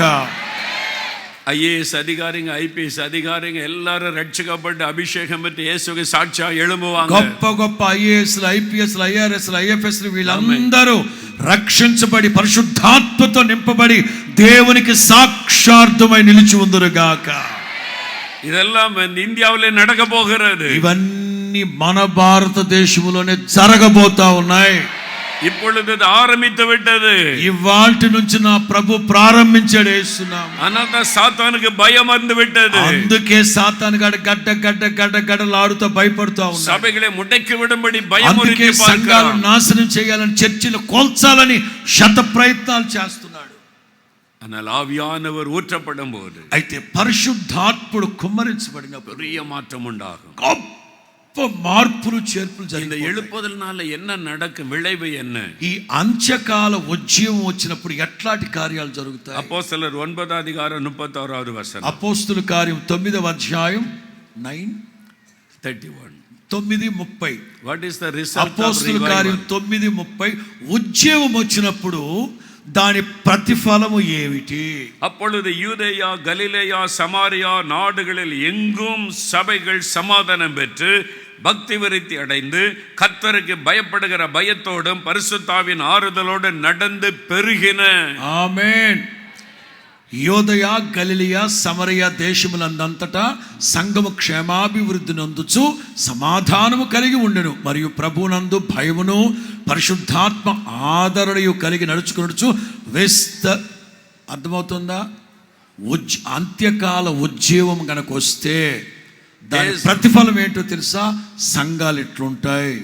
ఇశ్రాయేల్ దేశం 3 పగదిகளே ఉడయ్యది. ఇశ్రాయేలు దేశం 3 భాగాలుగా విభజించవచ్చు. తెన్పగది యూదయ పగది, ఒకటి దక్షిణమంతా యోదయ ప్రాంతం, వడపగది గలిలయ, గలిలయ కడలై చుట్టి ఉన్న పగది, ఉత్తరాన ఉన్నది గలిలియా ప్రాంతం, మధ్య పగది సమారియా, మధ్యలో ఉన్నది గలిలియా. మ్యాప్ చూపెట్టు. ఇంక ఆండ్రుడే వసన சொல்லுங்க. కింద యోదయ, ఆ పైన గలిలియా, మధ్యలో ఉన్నది సమరయ. எல்லா இடத்துல சபைகள் வந்து விட்டாரு. అన్ని చోట్ల సంఘాలు ప్రారంభించబడ్డాయి. எல்லா இடத்துல எழுப்புதல் అగ్ని పరవి విட்டாరు. అన్ని చోట్ల అగ్ని ఉజ్జీవం రగిలింది యేసునామములో. సభைகள் வளர்ந்து பெருகினது. సంఘాలు విస్తరిస్తున్నాయి, విశ్వాసులు విస్తరించిపోతున్నారు. தென்னிந்தியா, దక్షిణ భారతదేశం, மத்திய இந்தியா, మధ్య భారతదేశం, வட இந்தியா, ఉత్తర భారతదేశం, எல்லா இடத்துல అగ్ని పరవ పోகிறது. యేసు నామములో కాశ్మీర్ నుంచి కన్యాకుమారి, కన్యాకుమారి నుంచి కాశ్మీర్ వరకు యేసు నామములో ఉజ్జీవ కొట్టగట్టి ఉజ్జీవ జ్వాలలు రగులుగాక, ఉజ్జీవ జ్వాలలు రగులుగాక, ఉజ్జీవ జ్వాలలు రగులుగాక. దేశం ముழுதும் మరురూపமாக போகிறது. దేశమంతా రూపాంతరం చెందునుగాక. எங்க போனாலும் இயேசு இயேசு இயேசு ఎక్కడికి వెళ్ళినా యేసు క్రీస్తు నామ స్మరణ చేత మారుమ్రోగునుగాక. ஆண்டவர் இந்த நாளிலே பலத்த அற்புத அடையாளங்களை செய்ய போகிறார். యేసు నామములో ఇది మొదలుకొని నా ప్రభు నూతన క్రియ, ఘనమైన కార్యాలు, భీకర క్రియలు ఇలా జరుగుతుందని మనం అనుకోనని అద్భుతమైన కార్యాలు మన దేశంలో జరిగించ మొదలు పెట్టారు. ఆమేన్. యేసు ఒరువరే ఆండవర్ என்று எல்லாரும் அறிந்து கொள்ளுவோம். యేసు క్రీస్తు ఒక్కడే దేవుడని ప్రతి నోరు ఒప్పుకొనుగాక. இதுதான் கடைசி கால எழுப்புதல், ఇదే అంత్యకాల ఉజ్జీవం. அந்த எழுப்புதல் வேகமாய் வருகிறது. అది చాలా త్వరగా రాబోతా ఉంది. உங்கள் மேல் இந்த ஆவியானவர் அக்னியாய் இறங்க போகிறார். పరిశుద్ధాత్ముడు అగ్ని వలె మీ మీద కుమ్మరించబడతాడు. உங்களுக்குள்ள இந்த எழுப்புதல் ஆரம்பிக்க போகிறது. మీలోనే ఉజ్జీవం ప్రారంభించబడును గాక. உங்க குடும்பத்துக்குள்ள இந்த எழுப்புதல் பரவ మీ போகிறது. కుటుంబాల్లోని అగ్ని రగులుకోవాలి యేసునామములో. உங்களுடைய సభைக்குள்ள అగ్ని పరవ పోகிறது. మీ సంఘాల్లో అగ్ని రాజుకోవాలి. உங்களுடைய கிராமத்திலே పట్టణத்திலே అగ్ని పరవ మీ పోகிறது. గ్రామాలు పరిశుద్ధాత్మ అగ్నితో రగలాలి. உங்கள் ஒவ்வொருவரையும் ஆண்டவர் பயன்படுத்த போகிறார். మీలో ఒక్కొక్కరిని అగ్ని నుంచి తీయబడిన కొరివి వలె నా ప్రభువు వాడుకొనును గాక. హల్లెలూయా, హల్లెలూయా, హల్లెలూయా. చెప్పాలి గట్టిగా. హల్లెలూయా, హల్లెలూయా. యెరూషలేమిలో ఆరంభిత எழுப்புதல் కేవలం యెరూషలేము పట్టణంలో ప్రారంభించబడిన ఈ ఉజ్జీవం ఇశ్రాయేలు దేశం ముழுவதிலும் పరవి, ఇశ్రాయేలు దేశం అంతా ప్రాకిపోయింది. 13వ అధికారத்திலே வரும்போது అలా మనం చదువుకుంటూ వెళుతూ 13వ అధ్యాయానికి ఆవియానవర్ సభలో ఇరంగుகிறார். 13వ అధ్యాయానికి వెళితే పరిశుద్ధాత్ముడు అంతియోకయ అనే చోట సంఘములో దిగాడు. పరిశుద్ధ పౌలయ్యం బర్నబావైயும் பிரித்து விடுங்கள் என்று ஆவியானவர் சொன்னார். పౌలుని బర్నబాని నేను ఏ పని కొరకైతే ప్రత్యేకించానో ఆ పని కొరకు వాడని పంపించండి. அவங்க எழுப்புதலை எல்லா இடமும் கொண்டு போக வேண்டும். ఇక వాళ్ళు ఈ ఉజ్జీవాన్ని మొత్తం తీసుకుని వెళ్ళాలి. 13, 14, 15 அதிகாரங்களிலே 13, 14, 15 అధ్యాయాల్లో ஆசியா கண்டம் முழுவதில் எழுப்புதல் பரவி விட்டது. ఆసియా ఖండం అంతటా ఉజ్జీవం రాజుకుంది. அவங்க போன இடமெல்லாம் ஜனங்க ரட்சிக்கப்படுறாங்க. వాళ్ళు అడుగు పెట్టిన ప్రతి చోట ప్రజలు రక్షించబడ్డారు. అద్భుత అடையாளங்கள் நடக்கிறது. అద్భుతాలు, ఆశ్చర్యకార్యాలు, సూచక్రియలు, మహత్కార్యాలు జరిగాయి. సభలు స్థాపించబడుகிறது. ప్రతి చోట సంఘాలు స్థాపించబడ్డాయి. 16వ అధికారం வரும்போது 16వ అధ్యాయానికి వచ్చేసరికి ஆவியானவர் பவுலை தடை பண்ணி ప్రభు పరిశుద్ధాత్ముడు పౌలుని కాస్త ఆటంకపరిచి ఐరోపా ఖండத்துக்குள்ளே అనుపుகிறார். ఏం చేశారు తెలుసా? ఆసియా నుండి యూరప్ ఖండానికి పంపించాడు. ఇప్పుడు ఐరోపా ఖండం ముழுவதும் எழுப்புதல் పరవుகிறது. ఇప్పుడు యూరప్ అంతా ఉజ్జీవం రగులుకుంటా ఉంది. గలాతియా పట్టణం, గలతీ పట్టణం, కొరింథీ పట్టణం, ఎఫెసు పట్టణం, ఫిలిప్పి పట్టణం, రోమా వరకు వెళ్ళిపోయింది. యూరప్ వెళ్ళిపోయింది. ఇప్పుడు ఐరోపా ఖండం ముழுவதும் పరవి యూరప్ అంతా దేవుని వాక్యం ప్రబలింది. அப்பதான் தோமாவை ஆண்டவர் இந்தியாவுக்கு அனுப்புகிறார். ఆ సందర్భంలో తోమాని ప్రభు మన భారతదేశానికి పంపించారు. 20 வருஷம் இந்தியாவில் அவர் ஊழியம் செய்தார். తోమా 20 సంవత్సరాలు మన భారతదేశంలో సేవ చేశాడు. 10 வருஷம் சென்னை పట్టణத்தில் ஊழியம் செய்தார். 10 సంవత్సరాలు చెన్నై పట్టణంలో సేవ చేశాడు. அங்கே ரத்த சாட்சியாய் மரித்தடக்கம் பண்ணப்பட்டார். అక్కడ హతసాక్షిగా చంపబడి సమాధి చేయబడ్డాడు. అపోస్తలుల 8వ అధికారத்திலே பார்க்கும்போது మీరు గమనించండి, అపోస్తలుల కార్యం 8వ అధ్యాయంలో గమనిస్తే ఆఫ్రికా ఖండத்தில் இருக்கிற ఎథియోపియాவில் இருந்து ஒரு మంత్రి வந்தார். ఆఫ్రికా ఖండంలో ఉన్న ఇథియోపియా రాణి దగ్గర ఉన్న ఆర్థిక శాఖ మంత్రి ఒక అతను ఆ ఆఫ్రికా ఖండంలో ఉన్న ఇథియోపియా నుంచి యెరూషలేము వచ్చాడు. ஆண்டவர் பிலிப்பை கொண்டு அவரை சந்தித்தார். ఫిలిప్పు ద్వారా పరిశుద్ధాత్ముడు అతన్ని దర్శించాడు. அவர் ரட்சிக்கப்பட்டார். అతను రక్షించబడ్డాడు, ஞானஸ்தானம் எடுத்தார். బాప్తిసం పొందాడు. அப்ப ஆப்பிரிக்காக்குள்ளே எழுப்புதல் பரவ ஆரம்பித்தது. ఆఫ్రికా ఖండానికి సువార్త వెళ్ళింది. அந்த காலத்துல 3 ఖండங்கள் தான் இருந்தது. ఆ రోజుల్లో 3 ఖండాలు ఉన్నాయి. ఆసియా, ఐరోపా, ఆఫ్రికా. ఆ రోజుల్లో 3 ఖండాలే, ఆసియా, ఆఫ్రికా, యూరప్ ఖండాలే ఉన్నాయి. 3 ఖండத்துல எழுப்புதல் பரவி சபைகள் வந்துவிட்டது. 3 ఖండాలకి ఈ సువార్త వ్యాపించి సంఘాలు స్థాపించబడి. ఇది అపోస్తలుల నడవడికల్లో எழுதப்பட்டிருக்கிறது. ప్రభు చెప్పారు నాకు, ఇదిగో అపోస్తలుల కార్యాల్లో వ్రాయబడిన మాటలు ఇవి. ఆస్ట్రేలియా, అమెరికా இந்த ఖండెல்லாம் இப்பதான் ఉరువానది. ఆస్ట్రేలియా, అమెరికా ఇవన్నీ ఈ మధ్య కాలంలో గుర్తించబడ్డాయి, కనుగొనబడ్డాయి. அந்த நாட்களில் எழுப்புதல் అగ్ని ఉలగం ముழுவதையும் మార్చివిட்டாరు. ఆ రోజుల్లో అగ్ని ఉజ్జీవం ఆ 3 ఖండాల్ని మార్చేసింది. இப்ப கடைசி காலம், ఇది అంచె దినాలు. அது முதல் நூற்றாண்டு எழுப்புதல். అది మొదటి శతాబ్దపు ఉజ్జీవం. கடைசி கால ఇది எழுப்புதல். కడవరి కాలపు ఉజ్జీవం. ఉలగం ముழுவதும் అసைக்க పోகிற எழுப்புதல். లోకమంతా ఒక్కసారి కొదపోతున్నాడు దేవుడు. அந்த எழுப்புதலுக்கு ஆவியானவர் అగ్నియాய் ஊற்றப்பட போகிறார். ఆ ఉజ్జీవం కలుగు చేయడానికి అగ్ని అభిషేకం బలంగా దిగిరాబోతున్నాడు పరిశుద్ధాత్ముడు. இந்த అగ్ని అభిషేకం వரும் பொழுது, ఈ పరిశుద్ధాత్మ అగ్ని అభిషేకం వచ్చినప్పుడు 2 కార్యங்கள் நடக்கும். 2 కార్యాలు జరుగుతాయి. హల్లెలూయా. చెప్పండి గట్టిగా. హల్లెలూయా, హల్లెలూయా. చెప్పాలి ఉత్సాహంగా. ஒன்று, எல்லாரையும் ஜெபிக்கிறவர்களா இந்த அபிஷேகம் மாற்றிவிடும். ఈ అంచె దినాల ఉజ్జీవం కలిగే ముందేం జరుగుతుందో తెలుసా? అందరూ బలంగా కన్నీరు కార్చి రోదన చేసి ప్రార్థన చేస్తారు. அப்போஸ்தலர் 1 அதிகாரம் 14 வசனம். అపోస్తలుల కార్యం 1వ అధ్యాయం 14వ వాక్యం. மேலறையிலே 120 பேர் ஏறி என்ன பண்ணி கொண்டிருந்தாங்க? అపోస్తలుల కార్యం 1వ అధ్యాయం 14వ వాక్యం. அவர்கள் ஒருமனப்பட்டு ஜெபத்தில் వారందరూ మేడగదిలో చేరి ఏక మనస్సుతో ఎడతెగక, వారందరూ ఏక మనస్సుతో ఎడతెగక. ఎస్, அப்போஸ்தலர் 2 அதிகாரத்தில் எழுப்புதல் அக்னி போடப்பட்டது. 2వ అధ్యాయంలో పరిశుద్ధాత్మ అగ్ని వాళ్ళ మీద వేయబడింది. அப்போஸ்தலர் 2:42 சொல்லுகிறாரு. అపోస్తలుల కార్యం 2:42లో ఉంది. அவர்கள் ஜெபத்தில் உறுதியாய் தரித்திருந்தார்கள். వాళ్ళు ప్రార్థన చేయుట యందు ఎడతెగక ఉండిరి. இன்னும் அதிகமாய் ஜெபம் பண்ணினார்கள். ఇంకా అధికంగా ప్రార్థన చేస్తున్నారు. அவர்கள் மீது ஒரு ஜெப அபிஷேகம் ஊற்றப்பட்டது. ఒక్కొక్క ఇంట్లో ప్రార్థన అభిషేకం కుమ్మరించబడుతూ ఉంది. கொண்டே இருந்தார்கள். ప్రార్థన చేస్తానే ఉంటున్నారు. அப்போஸ்தலர் 4 அதிகாரத்தில் வாசிக்கும்போது, అపోస్తలుల కార్యం 4వ అధ్యాయానికి వస్తే 31 வசனம், 31వ వాక్యం. அவர்கள் ஜெபம் பண்ணின போது அந்த இடம் அசைந்தது. వారందరూ ఏకముగా కూడి ప్రార్థించుచు ఉన్నప్పుడు ఆ చోటు కంపించెను. அவருடைய ஜெபத்தில் ஒரு வல்லமை இருந்தது. వాళ్ళ ప్రార్థనలో ఒక శక్తి ఉంది. இயேசுவின் நாமத்தில் அற்புதங்கள் அடையாளங்கள் நடக்கணும். ஊழியர்கள் வசனத்தை தைரியமா சொல்லணும். అద్భుత ఆశ్చర్య కార్యాలు జరగాలి.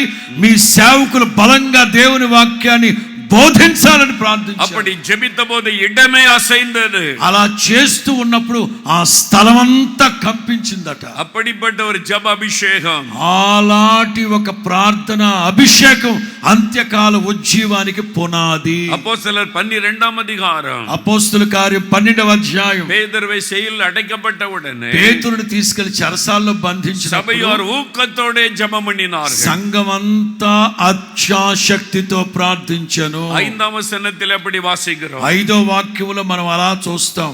பேதுருவுக்காக சபையார் கூடி ஜெபிக்க ஆரம்பிக்கிறாங்க. పేతురు కోసం సంఘం అయితే అతని కోసం అత్యాసక్తితో దేవునికి ప్రార్థన చేయుచున్నారు. பகலெல்லாம் ஜெபிக்கிறாங்க. పగలంతా ప్రార్థన చేస్తున్నారు. எவ்வளவு நேரம் ஜெபிச்சாங்க? ఎంతసేపు ప్రార్థన చేశారు? எது வரைக்கும் ஜெபித்தாங்க? ఎవరెవరు ప్రార్థించారు? ఎంతసేపు ప్రార్థన చేశారు? విడుదలయాగి వரும் వரைக்கும் ஜெபித்து கொண்டே இருந்தார்கள். కాసేపు కాదు, కొంతసేపు కాదు. పేతురు చెరసాల్లో నుంచి విడిపించబడేంత వరకు ప్రార్థన చేశారు. 12ஆம் வசனம் சொல்லுகிறார். 12వ వాక్యంలో రాయబడిన మాట, పేతురు విడుదలయాగి వரும் వరకే వీటిలో కూడి జెబిత్తు కొండే இருந்தார்கள். పేతురు చెరసాలలో నుంచి విడిపించబడి ఆ ఇంటికి వచ్చేంత వరకు అనేకులు కూడి ప్రార్థన చేస్తున్నారు. அவருடைய ஜெபம் பரலோகத்திலிருந்து தூதர்களை இறங்கி வர பண்ணி, వాళ్ళ ప్రార్థన పరలోకములో ఉన్న దేవదూతల చెరసాల్లోకి దించాడు దేవుడు. அவருடைய ஜெபம் சிறைச்சாலையின் கதவுகளை திறக்க వాళ్ళ வைத்தது. ప్రార్థన చెరసాల పునాదులు కదిపేసింది. திரளான மக்களை ரட்சிப்புகளை கொண்டு வந்தது. అనేకులను రక్షణలోకి నడిపించింది. அந்த மாதிரி ஒரு ஜெப அபிஷேகம், అలాంటి ప్రార్థన అభిషేకం ప్రతి ఒక్కరికి కావాలి. உங்கள் மேல இந்த அபிஷேகம் ஊற்றப்பட போகிறது. ఈ రాత్రి మొదలుకొని అందరి మీద ఇలాంటి అభిషేకం కుమ్మరించబోతా ఉన్నాడు. இரவும் பகலும் ஜெபிக்க போகிறீங்க. ఇది మొదలుకొని ఇలాంటి అభిషేకంతో ప్రార్థన చేయబోతున్నారు. ஜெபிக்கும் பொழுது அற்புதங்கள் நடக்கும். మీరు ప్రార్థన చేసేటప్పుడు అద్భుతాలు జరుగునుగాక. நீங்கள் ஜெபிக்கும் பொழுது சாத்தானுடைய அஸ்திபாரங்கள் எல்லாம் அதிரும். మీరు ప్రార్థన చేసేటప్పుడు సాతాను పునాదులు కదిలిపోవాలి. நீங்கள் ஜெபிக்கும் பொழுதே அற்புதங்கள் நடந்து சப்பானிகள் நடப்பார்கள். మీరు ప్రార్థన చేసేటప్పుడే కుట్టోళ్ళు లేచి నడవాలి. நீங்கள் ஜெபிக்கும் போதே மரித்தோர் உயிரோடு எழும்புவார்கள். మీరు ప్రార్థన చేసేటప్పుడే చచ్చినోళ్ళు లేవాలి యేసునామములో. உங்களுடைய ஜெபத்தில் ஒரு வல்லமை మీ வெளிப்படும். ప్రార్థనలో శక్తి వెలువడాలి. அந்த అభిషేకத்தை కర్తర్ உங்களுக்கு கொடுக்க ఆ விரும்புகிறார். అభిషేకం మీకు ఇవ్వాలని ప్రభు ఆశపడుతున్నాడు. ఆశ కలిగిన వాళ్ళందరూ చప్పలు కొడుతూ చప్పలు కొడుతూ చప్పలు కొడుతూ ఆశతో కోరుకో యేసునామములో. హల్లెలూయా, హల్లెలూయా. ఈ రాత్రి అభిషేకం దయచేయబోతున్నాడు. హల్లెలూయా.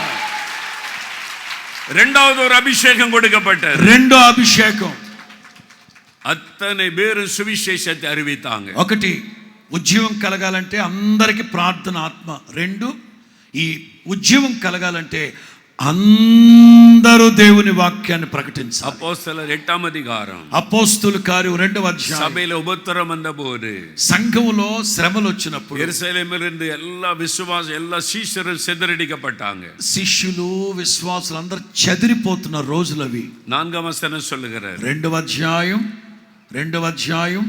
4వ వాక్యం. சிதறி போனவர்கள் எங்கும் தெரிந்து சுவிசேஷத்தை அறிவித்தார். 8ஆம் அதிகாரம் 4ஆம் வசனம். 8వ అధ్యాయం, క్షమించాలి. అపోస్తుల కార్యం 8వ అధ్యాయం 4ஆவது వచనం. 4వ వాక్యం. అపోస్తుల కార్యం 8:4. சிதறி போனவர்கள் எங்கும் தெரிந்து சுவிசேஷத்தை அறிவித்தார். చెదిరిపోయిన వాళ్ళందరూ సువార్త వాక్యమును ప్రకటించుచు సంచారము చేసిరి. நீங்க எல்லாரும் சுவிசேஷம் அறிவிக்க போறீங்க. మీరందరూ సువార్త చెప్పబోతున్నారు. రోజులు వస్తున్నాయి. நீங்கள் எல்லாரும் அறிவிக்க போறீங்க. మీరందరూ ఉండలేరిక. సువార్త చెప్పకుండా మీరు ఉండలేరు. నా దేవుని ఆత్మ మిమ్మల్ని ఉండనివ్వదు కూడా. అలాగా హల్లెలూయా. చెప్పు గట్టిగా. இனி உங்களால சும்மா இருக்க முடியாது. మీరు ఊరకనే ఉండలేరిక. ஆவியானவர் சும்மா இருக்க விட மாட்டார். పరిశుద్ధాత్ముడు మిమ్మల్ని ఊరకే విడిచిపెట్టడు. உங்களை தோண்டி எழுப்புவார். మిమ్మల్ని ప్రోత్సహిస్తాడు, పురికొల్పుతాడు, రేపుతాడు మిమ్మల్ని.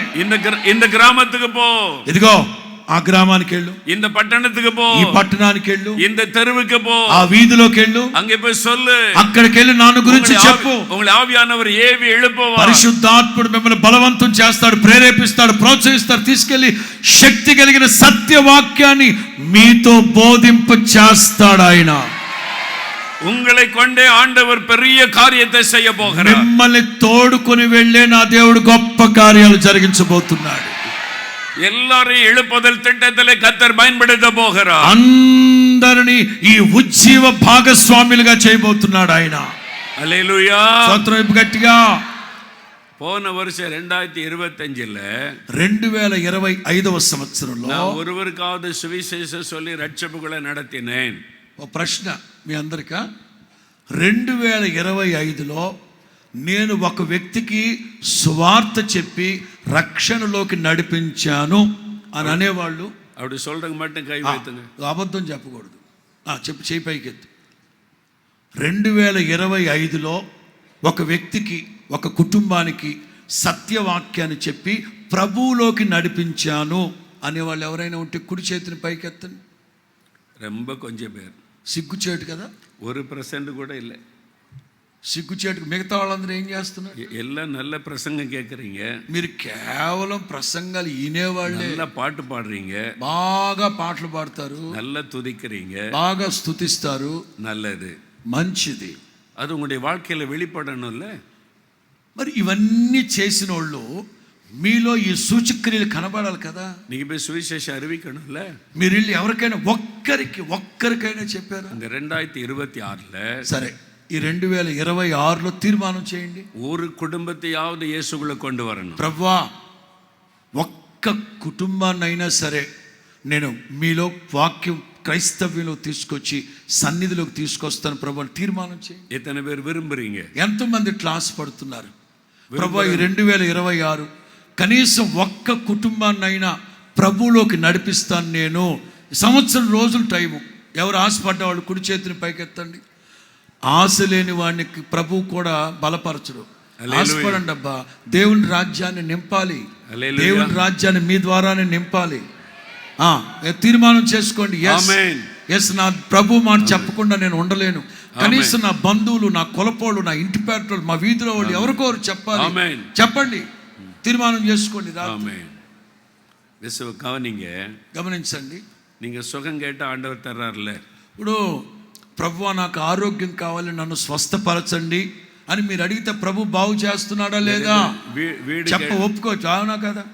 వేల కేట తర్రారు. ప్రభువా నాకు జీవనోపాధి లేదు, నాకు ఉద్యోగం ఇవ్వండి, ఇచ్చారా లేదా?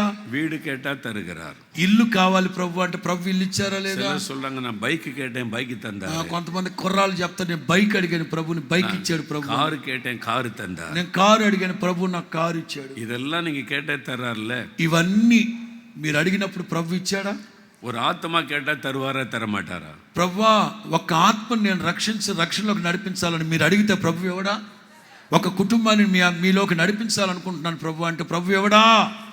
ఒప్పుకోండి. ఎవడా ఇస్తారా? ఎవరా? அப்ப நீங்க கேட்ட ஆண்டவர் தருவார். మీరు అడిగితే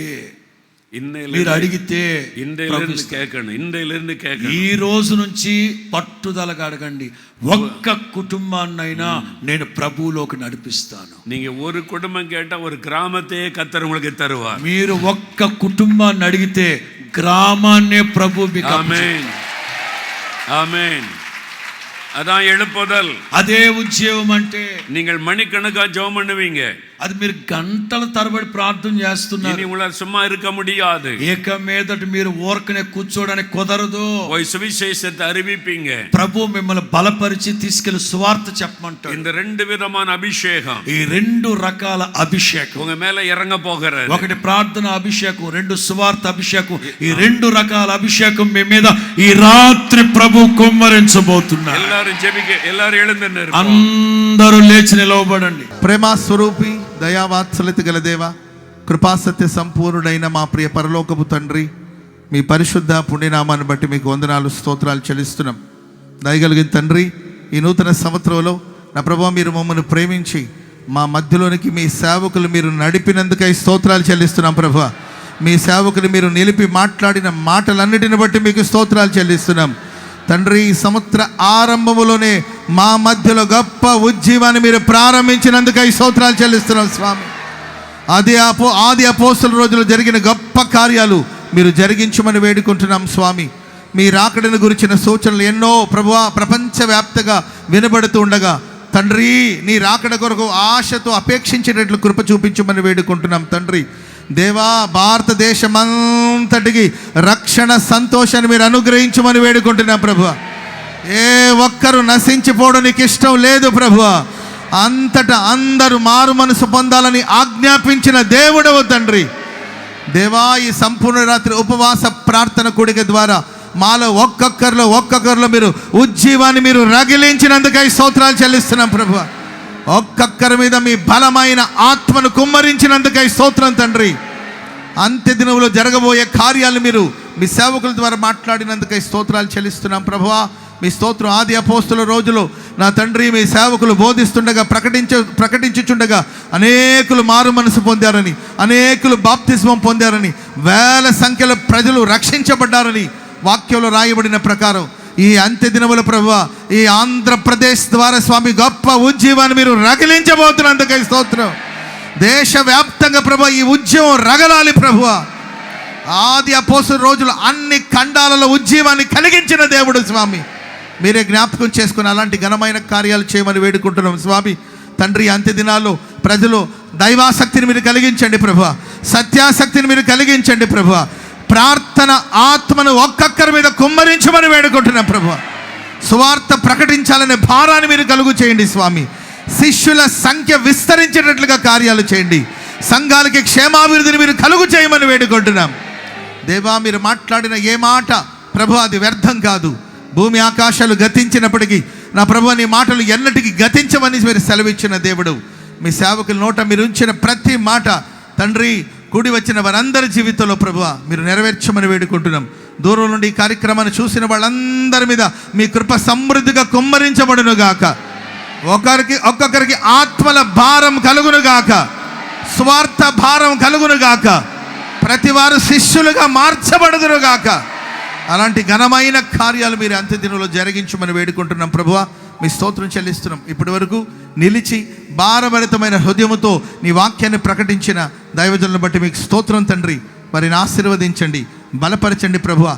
పక్షిరాజు యవ్వనం క్రొత్తదగునట్లు ఒక నూతనమైన బలముతో మీ సేవకులు మీరు నింపబోతున్నందుకై స్తోత్రం తండ్రి. దేవా, భారతదేశానికే కాకుండా ప్రపంచానికి మీ సేవకులు మీరు మహిమగా మార్చబోతున్నందుకై స్తోత్రం తండ్రి. ఘనమైన కార్యాలు చేయమని వేడుకుంటున్నాం ప్రభువా. మీ స్తోత్రం. ఇప్పటి వరకు నీ సన్నిధిలో కూడి ప్రార్థించిన వారందరూ కృపతో జ్ఞాపకం చేసుకుని బలపరచమని వేడుకుంటున్నాం స్వామి. ఇకను జరగబోతున్న కూడికి అంతట్లో మీరు తోడుగా ఉండి ఆశీర్వదించి దీవించి మహిమను పొందుకోమని కోరుకుంటూ యేసు నామాన ప్రార్థన చేసి అడిగి వేడుకుంటున్నాం తండ్రి. ఆమేన్, ఆమేన్. హల్లెలూయా. చెప్పండి గట్టిగా, హల్లెలూయా.